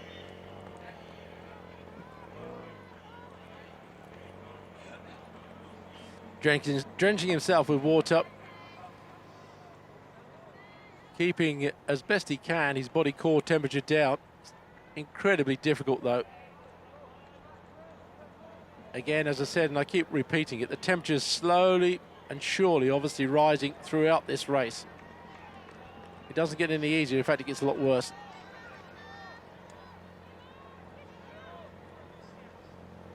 Just in the background there, the magnificent stadium, you can just see it through the trees. Australian coach watching Jared Tallent with some enthusiasm. He's still doing very well in that chasing group. As I said, the beautiful Bird's Nest Stadium, and it is a beautiful structure just behind them there in the background as the race walkers go backwards and forwards down this loop course. Well, Toth, what must be going through his mind after being in front for 1 3/4 hours, knowing that he's still got, as Rob was saying, about another 2 hours to go. So the brutal conditions beginning to take their toll. That was Benjamin Sanchez, the Spaniard, just having a problem. Mate Toth is still leading. At the halfway stage, we did get a time split. His advantage was 55 seconds. And if you just double the time, it equates to about a 3:42.30, 3:42.20 walk. So conditions obviously having an effect on the walkers here. No other disqualifications as far as we've been able to obtain. Red card wise, it's only been Novak that's been disqualified. Boyce has still got those 2 against him. And no one really in that chasing group has got any problems at the moment. Well, it looks as though the race may be over for Sanchez, and that's a shame for the Spaniard. Made their Olympic team in 2012, but Toth, over halfway now. Will that 55-second advantage be enough? The chase group, certainly at the last checkpoint, Steve, had been whittled down to Zhang of China, Tani, the second fastest athlete in the world this year, double Olympic silver medalist Jared Tallent, and Eric Barondo, the Guatemalan Olympic silver medalist at 20k. And Arai was the other athlete in there. So there aren't many in that chase group, but there's real quality with every single one of them. And will they be able to close him down? Well, it's only halfway. There is, if he's made that gap up in the first half, they can actually get it back again in the second. That's the way I look at it.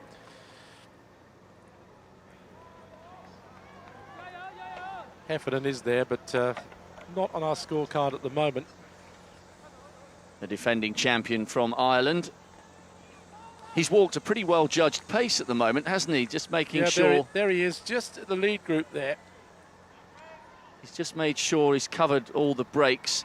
Yep. Tallent went off on his own, if you're just joining us, and made an inroad. He got Toth's lead down to around 35 seconds, but then he fell back, or was clawed back towards the chase group. Well, Peter, you weren't with us for the first part of this this race walk, but we were talking about the history of the sport itself, going back almost 2,500 years to the Egyptians, where hieroglyphics were actually discovered.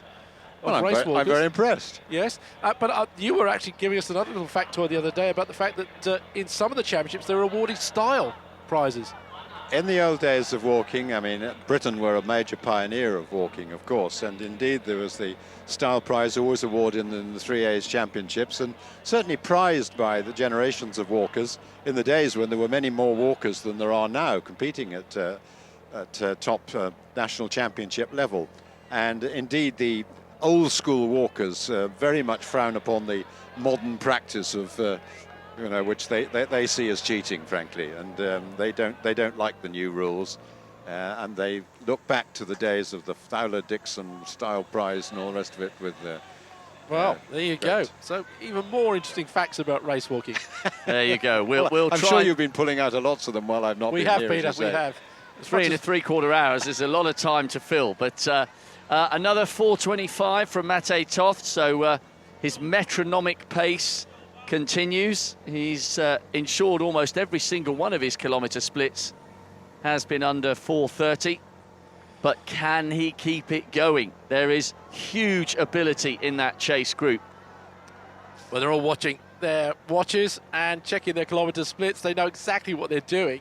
Toth, though, has decided that the gauntlet had to go down right from the word go.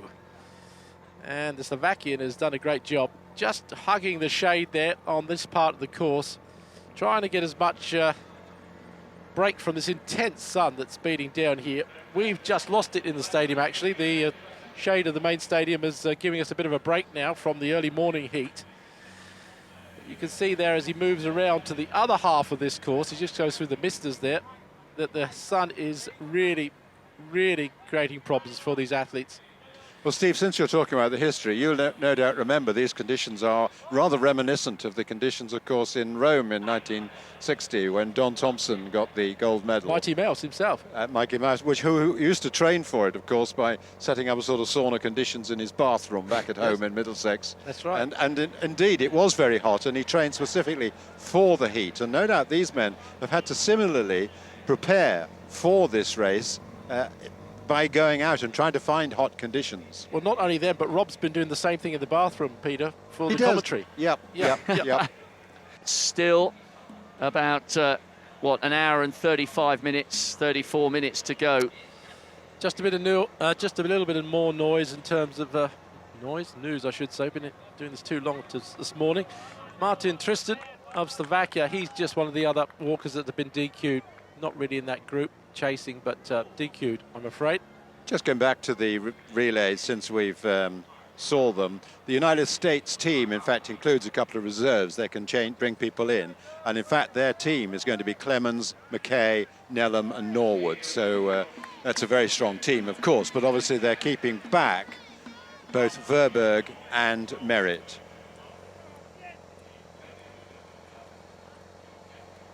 Toth still pushing on.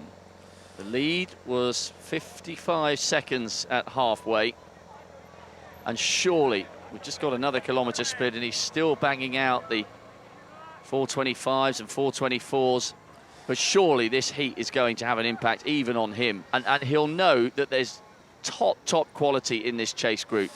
Well, I think that's a great indicator for us about his state of play, really, because if he keeps that momentum going, we'll see those kilometre times being constant. If he starts tiring, we'll get a rapid indication that it's actually happening to him.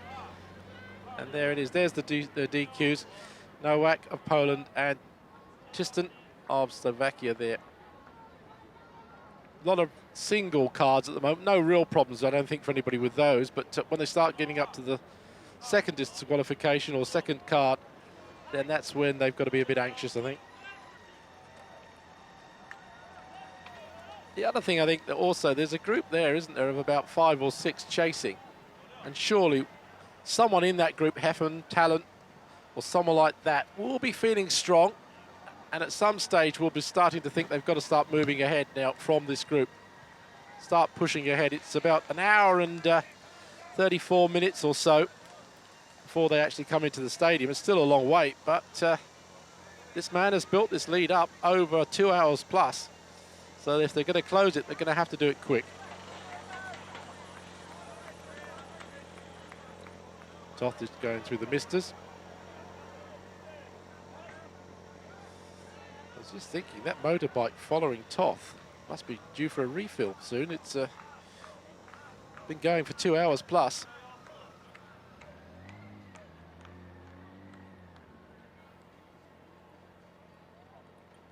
The only thing that's in his favour now, I suppose, from a psychological point of view, is that you start lapping the walkers pretty frequently, so he'll have targets every so often ahead. And from a concentration point of view, it gives him something to chase, I suppose. Grabs the water, grabs 2 waters, one over the head. Yep, there it goes.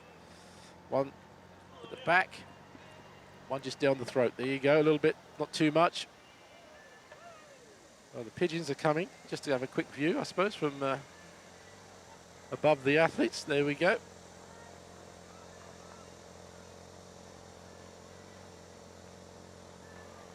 Toth, though, even though he's kept this pace going, has got no sort of problems with the technical side of his sport.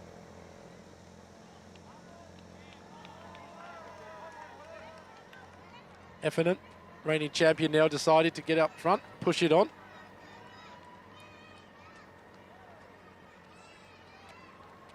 Warning there. That was right, it was there. Yeah, they just got that card.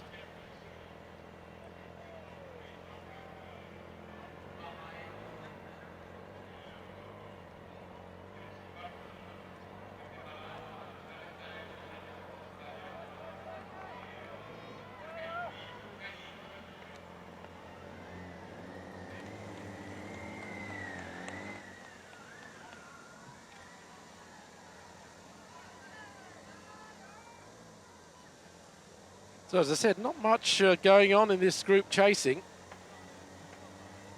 They're quite happy to keep the rhythm going. And there's some real experience here with the likes of Tallent, Heavenant and Wang.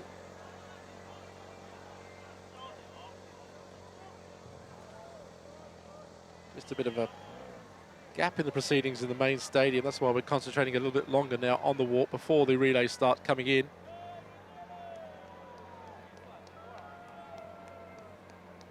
Jocko, Goodall there, just sucking at a bit of breath. Not only is it hot, it's very, very humid here. Dense air, as it was said, that hard to breathe sometimes.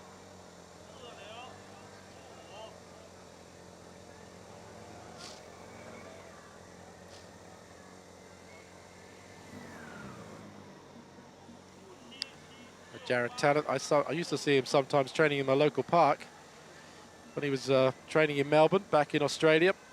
And there's a massive central arcade road, as it were, in the middle of one of the parks there. And Jared would be going up and down that almost all day to get used to the mental discipline that's needed to take part in something like this, really. Not only, as I keep saying, not only a physical event, but mentally, just imagine it. You're running further than the marathon by about 8K or so, and yet the course does not vary.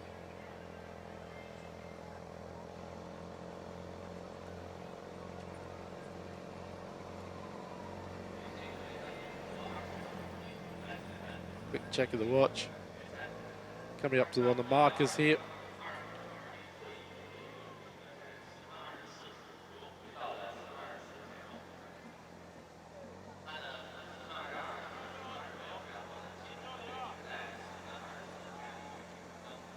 Can't see the speedo on the motorbike there, but just coming up to the markers as they come past the main administration or the main referee points. Saying 10 laps to go.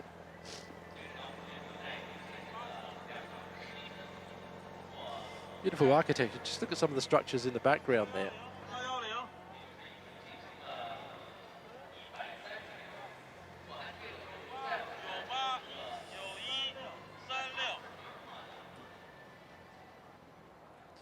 Jared just looking a little bit pale there in the middle of that group. Signs of maybe mild dehydration. He's got to be a bit careful. Toth drenching himself as he always has been. This group, again, just spacing out nicely, just giving themselves a bit of room.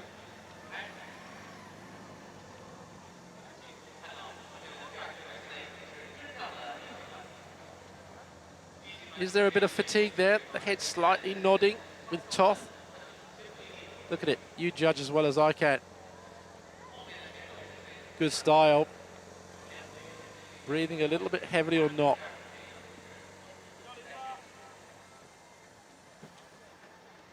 Heffernan, he looks good though. Just keeping himself in the middle of that group, concentrating. Saw him at the start. He was in deep concentration.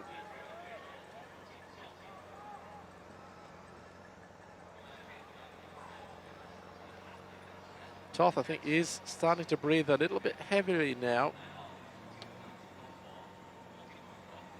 It's been a long, long time, 2 hours 12. This would be the normal time for a marathon. They've still got another hour and maybe 30 minutes before they come into the stadium.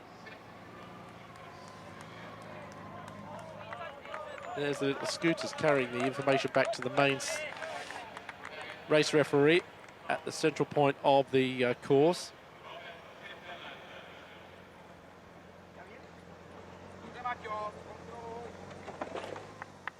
Toth now coming up to his team station. Take a bit of fluid on. And he's now somewhat 1 hour 23, 24 minutes away from possibly securing the first ever world title for his country. But they will have eroded into that lead as a result of his comfort break, or discomfort break might be more appropriate. Heffernan and Tallent, both major championship proven performers. Tallent with those 2 Olympic silver, 2 world bronze. Heffernan with that amazing title in Moscow. Great celebrations for the whole Irish team after that fabulous win. We just saw the 2 Japanese athletes there, Hiroki Arai and Takayuki Tanai. They're walking well. They're in a group, in that chase group. The Asian champion at the 20K and the 10th of the World Championships for Arai last time round.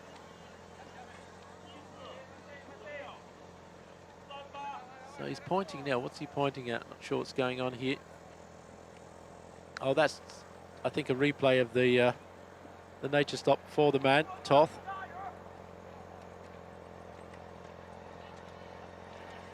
"43 seconds. Well, So I think he's done quite well there, Yeah, because you know he's damaged limitation in terms of the time he lost. well, it's a bit of a pit stop, wasn't it? A bit like the Formula One. He goes in and gets out quick. The tyres are not changed, but he's done a good job getting out fast there.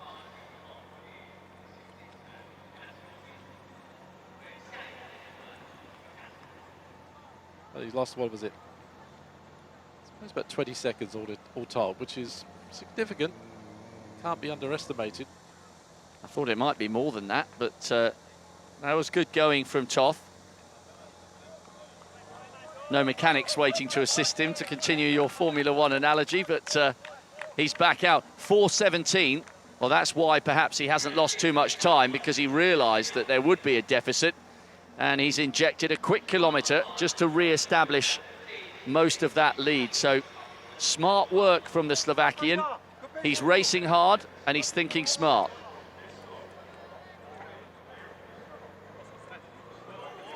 Just passing his team there.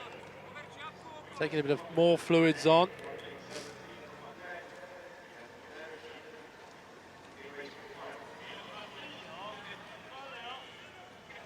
Just one warning there. That might have been to Tanai, I think.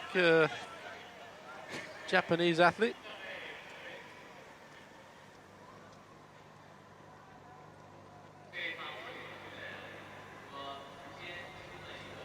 Just checking the red card situation yet again.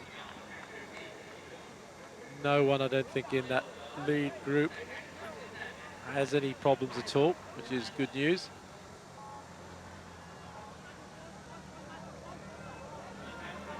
There's that familiar turn point on the 50K. This is the little extra section that was added for the 50 that we didn't see for the men's and women's 20, and it will give the Slovakian an opportunity to have a look and just reassure himself that he still has a sizable lead.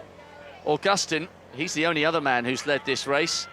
He led for about the first 800 metres as they did their 1500 in the stadium before coming out here onto the course, which is part of the Olympic thoroughfare. Well, another athlete that's been disqualified, unfortunately, Eric Barondo of Guatemala, who was the Olympic silver medalist at the 20K. He's been DQ'd for loss of contact.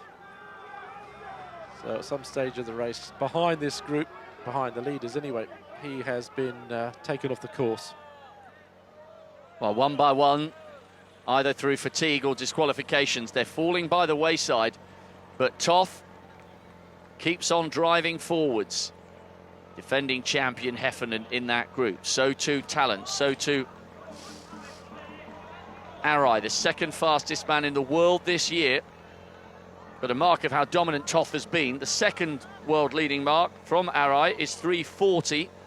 Toth's time, third fastest in history, by the way, 3:34.38. So by some margin, he is the outstanding performer in 2015. Just needs to keep reminding himself of that and keep pushing on when inevitably the fatigue and the doubts and the questions will creep into his mind at some stage. Yeah, this is the man that was disqualified. He's yet to come through to the race referee. Barondo will be taken off the course. There you go. 2 hours, 25 minutes, and all for nothing. What a shame. But rules are rules, and he has to go. I don't know what's worse, actually, being disqualified for a false start in a 100 or a 200, or being pulled out of a race when you've invested 2 hours and 25 minutes of blood, sweat and tears. I think it's the blood, sweat and tears scenario, isn't it? Full start. You haven't even got into anything, really. No energy expended.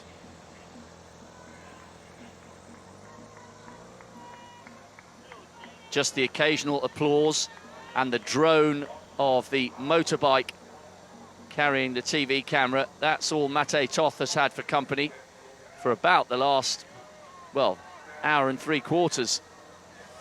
Just left that group. You can see the bird's nest just off to the right-hand side. Still an awe-inspiring structure.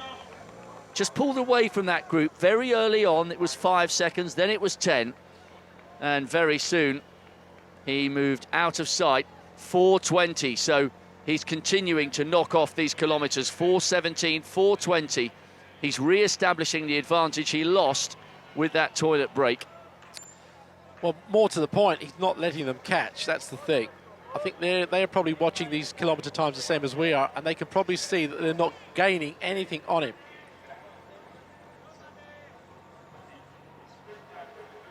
Great walk from the Chinese athlete at the moment. Where you? Who's, I think, just off that lead group now. He's dropping somewhat. Coming back to Toth. Well, this will be a figure that will be ingrained in our subconscious. He's been in front for so long. I'll be dreaming about him, I think. There he is. His only company has been that motorbike, hasn't it, really? And that's been the only thing he's seen in front of him for the last, what is it, nearly 2.5 hours. Yes, he's done this the hard way. So this is the far end of the course. So we'll see 2:27.53. He's crossed those two yellow lines. If we get a glimpse of the chase group, we'll be able to work out the time difference. Taking advantage of the spray shower on every single circuit. I'm sure it provides a very temporary but very welcome relief from the searing temperatures.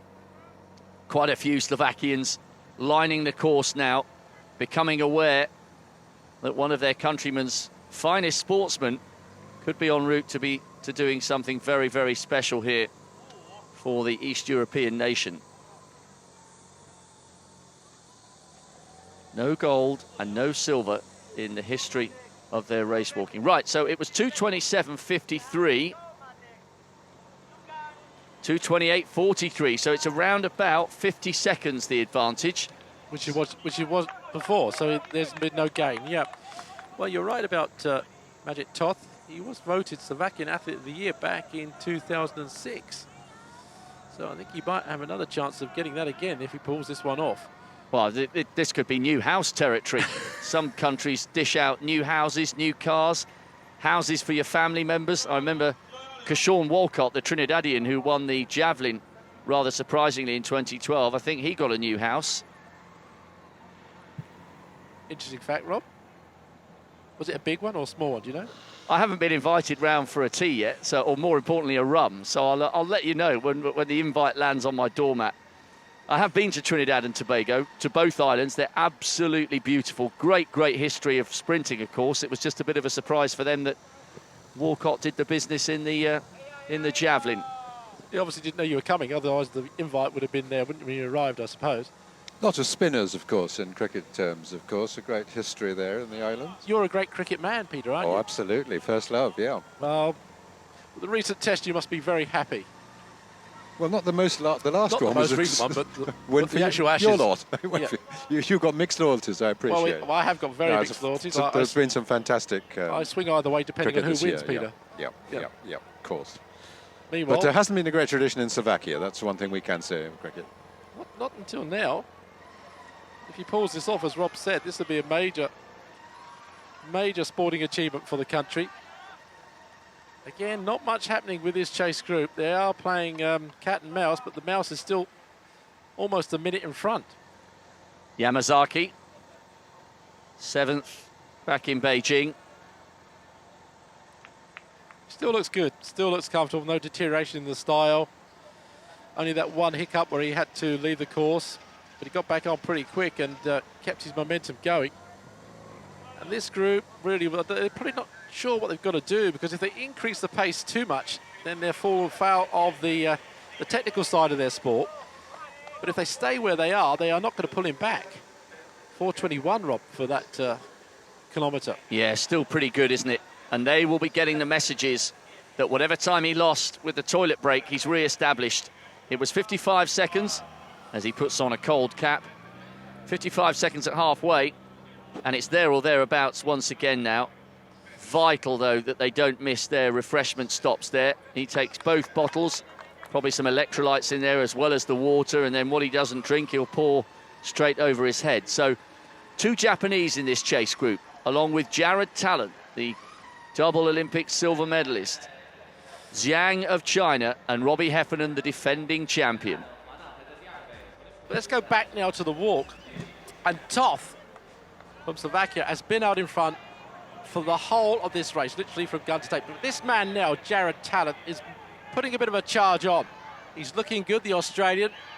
And just behind him, the 2 Japanese athletes, Tanai and Arai, are also working well. Now, the big upset so far is that Heffernan, the defending champion, has disappeared off the scene. Now, I hope he's still walking, but he disappeared fairly rapidly. He hasn't been disqualified, but I think maybe he suffered, obviously, from the conditions. We can't see him in our picture, and I think that's a major upset as far as the walk is concerned. But Toth, what a hard man of the 50k walk he is. He took off at the start, and he hasn't let the rhythm drop on every single kilometre. He's just kept going. 1 or 2 problems for him, really, a bit of a nature stop halfway through the race. But up until then, he was absolutely perfect. And look at the split, Steve. 4:18. It's amongst the fastest kilometres we've seen from Matej Toth, the fastest athlete in the world this year. And Tallent's doing everything he can to try and cool down and keep himself together for the finish. He's never had a World Championship silver medal. He's had silvers in the last 2 Olympic Games, but his medals at the last 2 World Championships were both bronze in Daegu and in Moscow. But so often this Australian brings his best to the big stage, and he's doing so once again here in the searing heat of Beijing. Class walks from both of them. Well, yeah, terrific walk, I think, from Jared. He knew what he had to do. He just hung back as long as he could. And then I think he realised that Toth was well away, and thought that the possibility of winning the gold was drifting, and decided to make an attempt now to try and catch, but if not, he'll definitely get the silver. Toth has worked really hard, as I said, throughout the whole of this, averaging about 4:25. Sometimes he's dipped under that, sometimes he's dipped over that. But the pace for every kilometre, 4:25. Just behind him, the difference being that Jared has averaged about 4:28 for his Ks. Some of the athletes here. There's Arai just there into the left of our picture, one of the Japanese walkers who was chasing there for the bronze medal. He's the 2nd fastest in the world this year, behind this man, the long-term leader. The only time he wasn't in front was the first 800 in the stadium. He'd already taken the lead before they exited the Bird's Nest for their brutal 3 3/4 hour, monotonous, repetitive, grueling slog on this short, sharp, hard circuit. It's been torturous out there, it really has. And this man has endured it better than most. He's just been out in front. Imagine the intensity of concentration that had to be overcome by this man, because he's on his own. There is no one there to help him. He's been pace judging it all on his own. The only, I suppose, asset he's had is he's been lapping some of the walkers towards the latter part of the race to give him a bit of a target. Here comes Jared.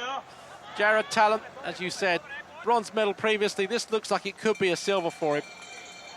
There we are, just 1 lap to go now. That must be a welcome noise, it really must. 3.5 hours on the clock for the Slovakian. Music to his ears, the fact that he's now so close to the end. He knows it though, look, you just see that punch to his fans there in the crowd. Look, he knows he's got it. The gap is vast. It's over a minute between him and Tallent.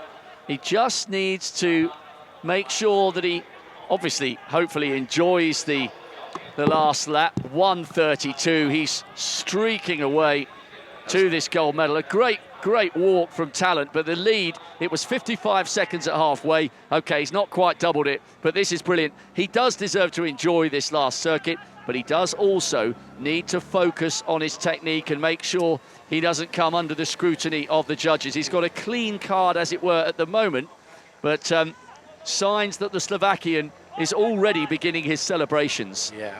It's nice to see that when he was passing some of the lap walkers there, they were tapping him on the back as they went past, and that's a sign of the camaraderie that these walkers have. They race against each other all the time. It's a very close-knit community. It really is. There's Tallent. Well, he went past the Australian cohort supporters there, which may have included his wife and his sister, all walkers in the family.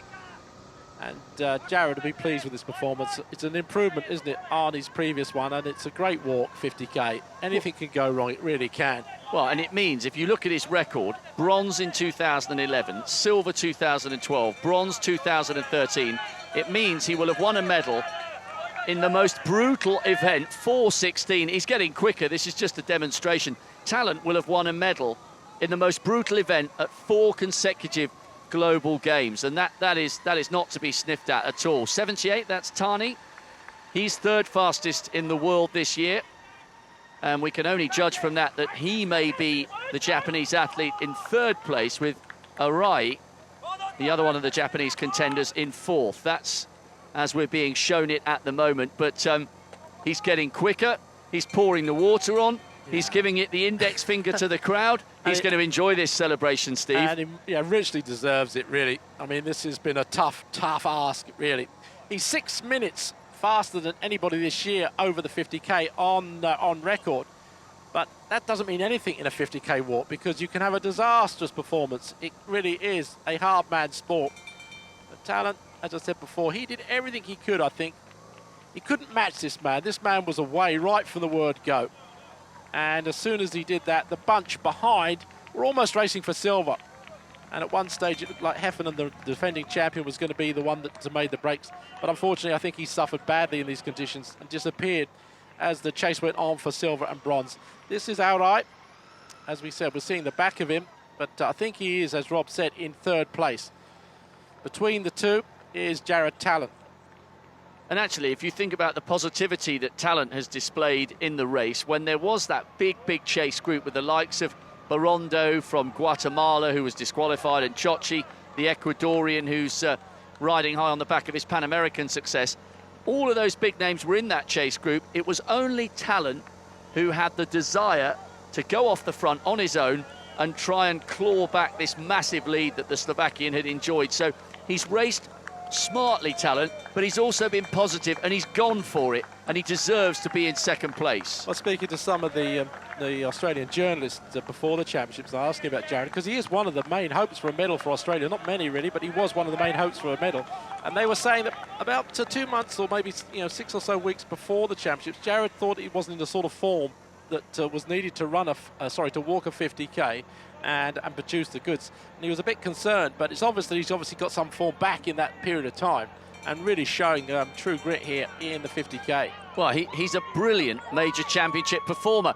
As the celebrations continue for Toth, he just responds to some shouts of support from maybe some friends and family along the route.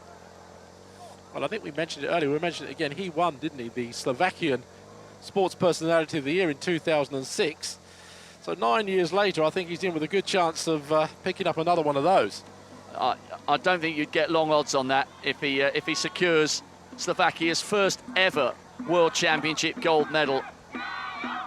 And he has been around for quite some time, Matej Toth.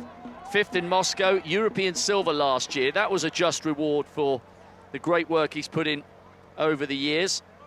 10th in Berlin in 2009. And 9th in the 20k in the same year. Only 26th in the Olympics here back in 2008. What a different experience he's having this time in Beijing, 7 years on. Here comes Jared.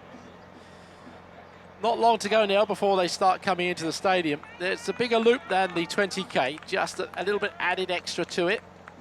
So they've got a little bit further to go before they come in. There you can see the Bird's Nest Stadium just in the background there. It's been in the background for the last 50K for these walkers. They must keep looking at it very longingly, thinking that they've got a long way to go before they come to it. But they come in now to the closing stages. And it's good to see Arai coming through, the Japanese walker. 10th in the last, 10th in 2011. The Japanese, a great tradition, as we said before, in the distances, and they'll be really pleased if they get a medal in this long walk.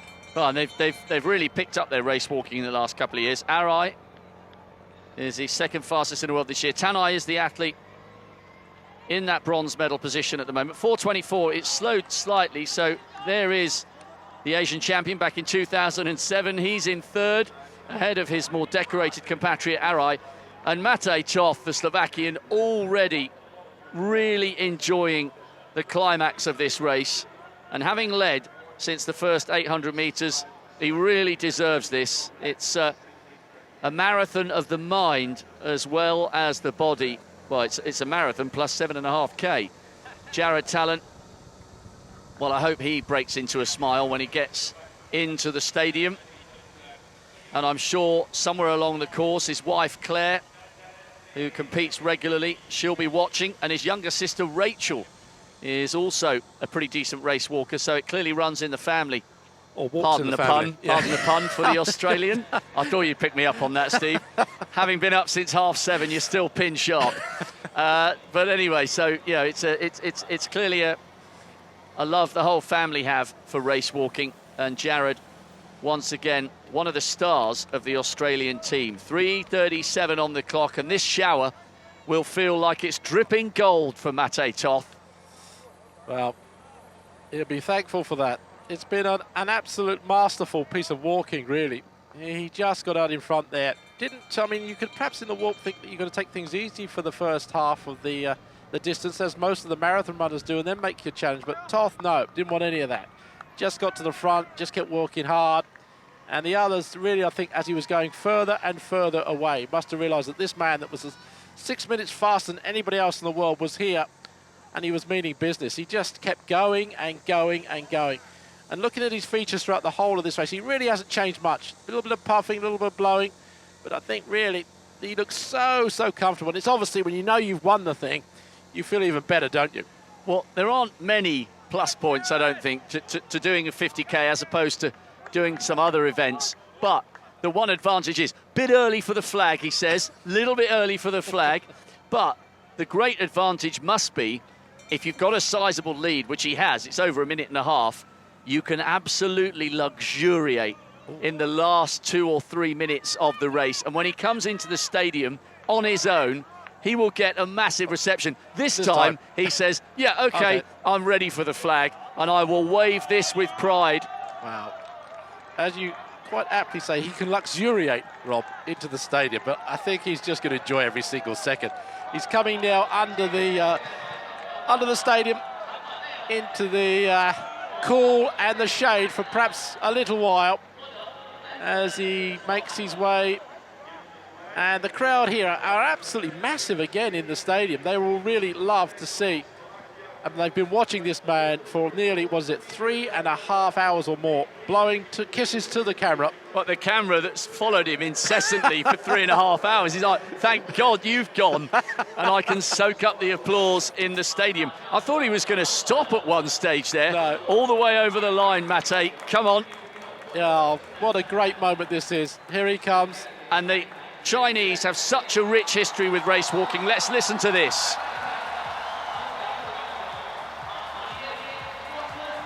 Wow, what a great performance from Matej Toth, eh? As I said before, as Rob said, he's led for almost all of this race. It's just a mere 2 laps at the start he was behind, and then he's come through. He's thoroughly enjoyed it. The flag goes around him. What a beautiful, masterful. Look at this. I don't think I've seen an athlete in the championship so far enjoying himself this much before the finish. Someone should tell him, if you go in lane 1, you'll save a couple of meters and a couple of tenths of a second. Mate Toth is soaking up the deserved applause of the crowd. Wow. It's an absolutely brutal, brutal event, this. This is the first time we've seen him slow down, and he's making history for Slovakia here.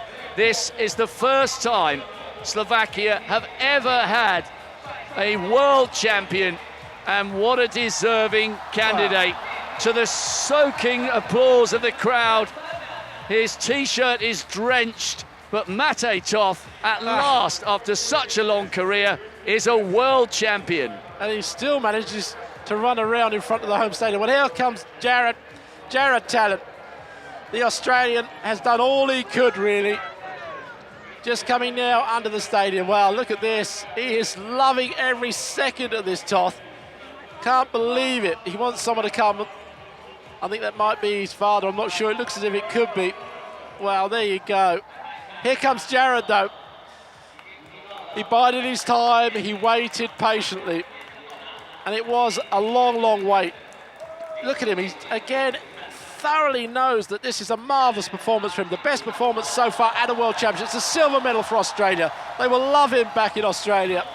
Always produces the goods, but closing hard on his heels. In fact, Tanai of Japan, not that far behind, actually. Yeah, this has been a good walk from Jared Tallent. He's becoming one of the finest major championship performers in one of the most brutal events. Silver here in Beijing in 2008, and it's going to be silver again on the hardest event of the lot. But don't forget, Jared was one of the few walkers that took part in the 20k walk before the 50k. So he had that tightness in his legs. Well, Tanai again, really loving it as they come into the stadium. This Japanese walker has performed exceptionally well yet again. Jared now just coming to the line. The silver medal is in his pocket. What a wonderful performance. Just relaxing now. Wow, the legs must be humming with pain. Congratulating the winner, Toth. These two, well, this is the first time and the closest they've been since the gun went. He led from 800 meters and coming down the home straight now. Takayuki Tani, Asian champion back in 2007, but this is huge in comparison to that. It's a global medal, a richly deserved bronze medal, and no Japanese race walker has ever been on the podium in this event until now. Takayuki Tani is the World Championship bronze medalist, and he sinks to the floor as Tallent begins his celebrations for silver, his third successive medal in this event. Bronze in Daegu, bronze in Moscow, and silver here in Beijing. And the Japanese athlete, who should be used to these conditions, having to be helped to his feet here. A brilliant bronze for Tani, but that was brutal for all three men. And the first medal for Japan in these championships. Oh, interesting, Peter, thank you. Well, just behind him, though, his teammate not far behind, Arai, coming in now. So they've done really well. Third and fourth at these championships at the 50k.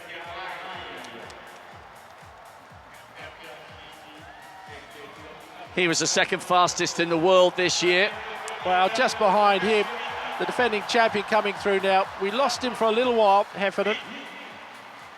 But he was there in the picture. He was out of our computers, in fact, because I think his transponder must have fallen off at some stage, and we weren't keeping a track of him. They had no record of him on our computer. We were a bit worried that he wasn't actually going to finish the race, but he's come through wonderfully well now.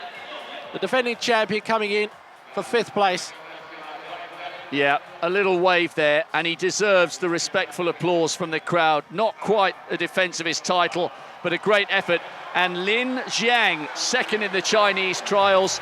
He is absolutely loving the reception he's getting here in the Bird's Nest Stadium. Not quite a medal in this race walk for the Chinese, but a superb effort from the 21-year-old. That was a class walk. Oh, he's in all sorts of problems. Just made it across the line. Oh, well, once you go down, it's obviously very difficult to get back up. Let's hope he can get some assistance from some of the helpers on the stadium there. There'll be an awful lot of walkers coming in an awful condition, really. The temperatures, as we said, getting close to the mid-20s, up in the 30s maybe at some stages. Well, Zhang is still waving to the crowd, but he's being taken off in a wheelchair. Now he's standing up. He wants to get his lap of honour. Tunny is already on the phone to his family. Mum, I'm on the podium. I got a bronze. Extraordinary times, in fact. I mean, Zhang's just smashed his personal best. So too is Wu, the Chinese, who's just come in 7th place as well. Well, in the conditions, yeah, this is an exceptional performance. But I think Toth set the pace, didn't he, really, Peter? I mean, pushing it like he did. They had to go hard virtually from the gun, even though they were chasing for the other medals. But great performance from the world's fastest this year, Toth. Another top 10 finish for Andreas Chocho, the Pan American champion. Great celebrations, though, for Matej Toth, Slovakia's first ever world champion. And there was the kiss to the camera that had followed him for over 3.5 hours. He deserved that little moment of triumph. Great moments, great photography. You can almost feel the enjoyment, can't you? Absolutely lovely performance. It's been an enormous effort. 3 hours, 40 minutes of pain and concentration. And that's just in the commentary box. Nice one, Rob. Matej Toth is the world champion, and you can see exactly what it means to him. After so many years in the sport, he's finally done it. A global gold medal. A couple of other notes. New South American record for Andres Chocho, 3:46.00, and an extraordinary performance from Jesus Angel Garcia, 3:46.43 for 9th place 50? in his record 12th World Championship. Yeah, 12th World Championship. Yeah, I was going to say, we did give him a name check before that, but yeah, wonderful performance.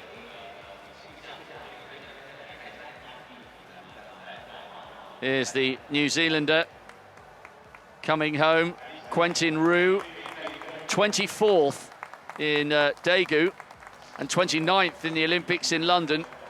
He's going to do much better than that here. There's some very, very tired men. Adrian Blokci coming in. He too was 21st in Moscow. Good performances from these guys. Significant improvements on what they produced in Moscow and in some cases back in Daegu. A brutal, brutal day to be out there for nearly 4 hours. 3:48 on the clock at the moment, and Toth is still going round the track. And the Chinese are responding in kind, not just to him, but also to Tallent and to Tanai, who's obviously finished his phone call to his mum, and now he's collecting the Japanese flag, and he too will get involved in the celebrations that will continue. I'm sure the walkers will have a big party later on this evening. That is, if they can hobble their way around. Someone will bring them a couple of beers, I'm sure. And what a reception he's going to get when he gets back to Slovakia as Quentin Roux finishes his walk. A little grimace, and I'm sure he's going to be feeling a little sore and a little dehydrated. A great effort from all these men. Well, he's just gathering himself there, Quentin Roux. Just a little bit of time. Sometimes it takes more out of the mind than it does the body. I was just going to say, well, this crowd, the Chinese crowd, probably more than any other crowd that we've been to at the World Championships, appreciate the walking, don't they? They are really a nation that have had terrific success at the walk and appreciate what this man's done. He will be front page, second page, third page and back page news in Slovakia today, tomorrow and probably next week as well. Their first gold medal. Well, from 800 metres, it was never in doubt, not in his mind.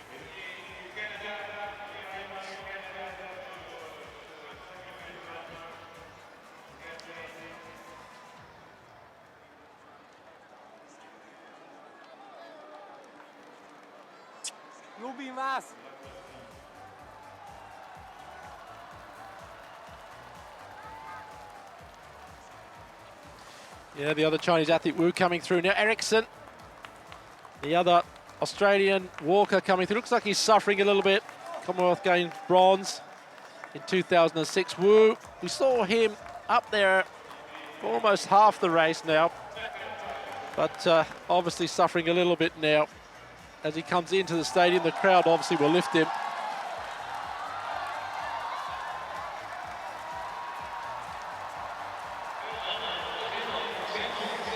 Third of the Chinese in their trials, and he is now the third Chinese to come through. Vanderzut of the Ukraine. It's good to see most of the men still coming through without any real problems. No one really suffering in the walk. A few athletes obviously not finishing, dropping out on the outside there of the course, but most of these walkers now coming in are still able to finish, and it's a good performance from all of them. 50k is not to be laughed at in these conditions.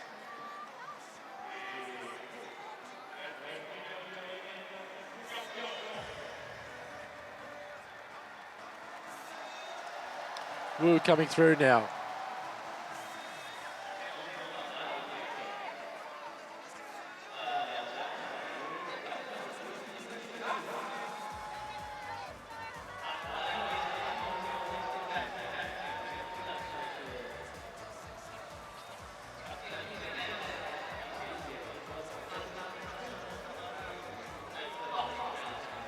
Jared Tallent upgrading his bronze medals from Daegu and Moscow to a silver here in Beijing, just as he did here in the Olympics in the same event in 2008. He's absolutely brilliant at peaking at the right time.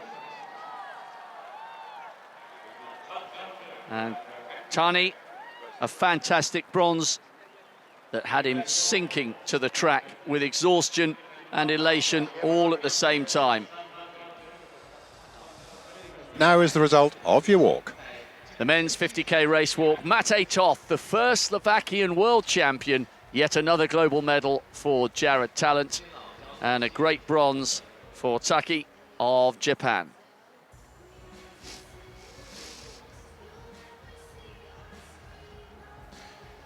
"30 men under 4 hours. Pretty good in these torrid conditions."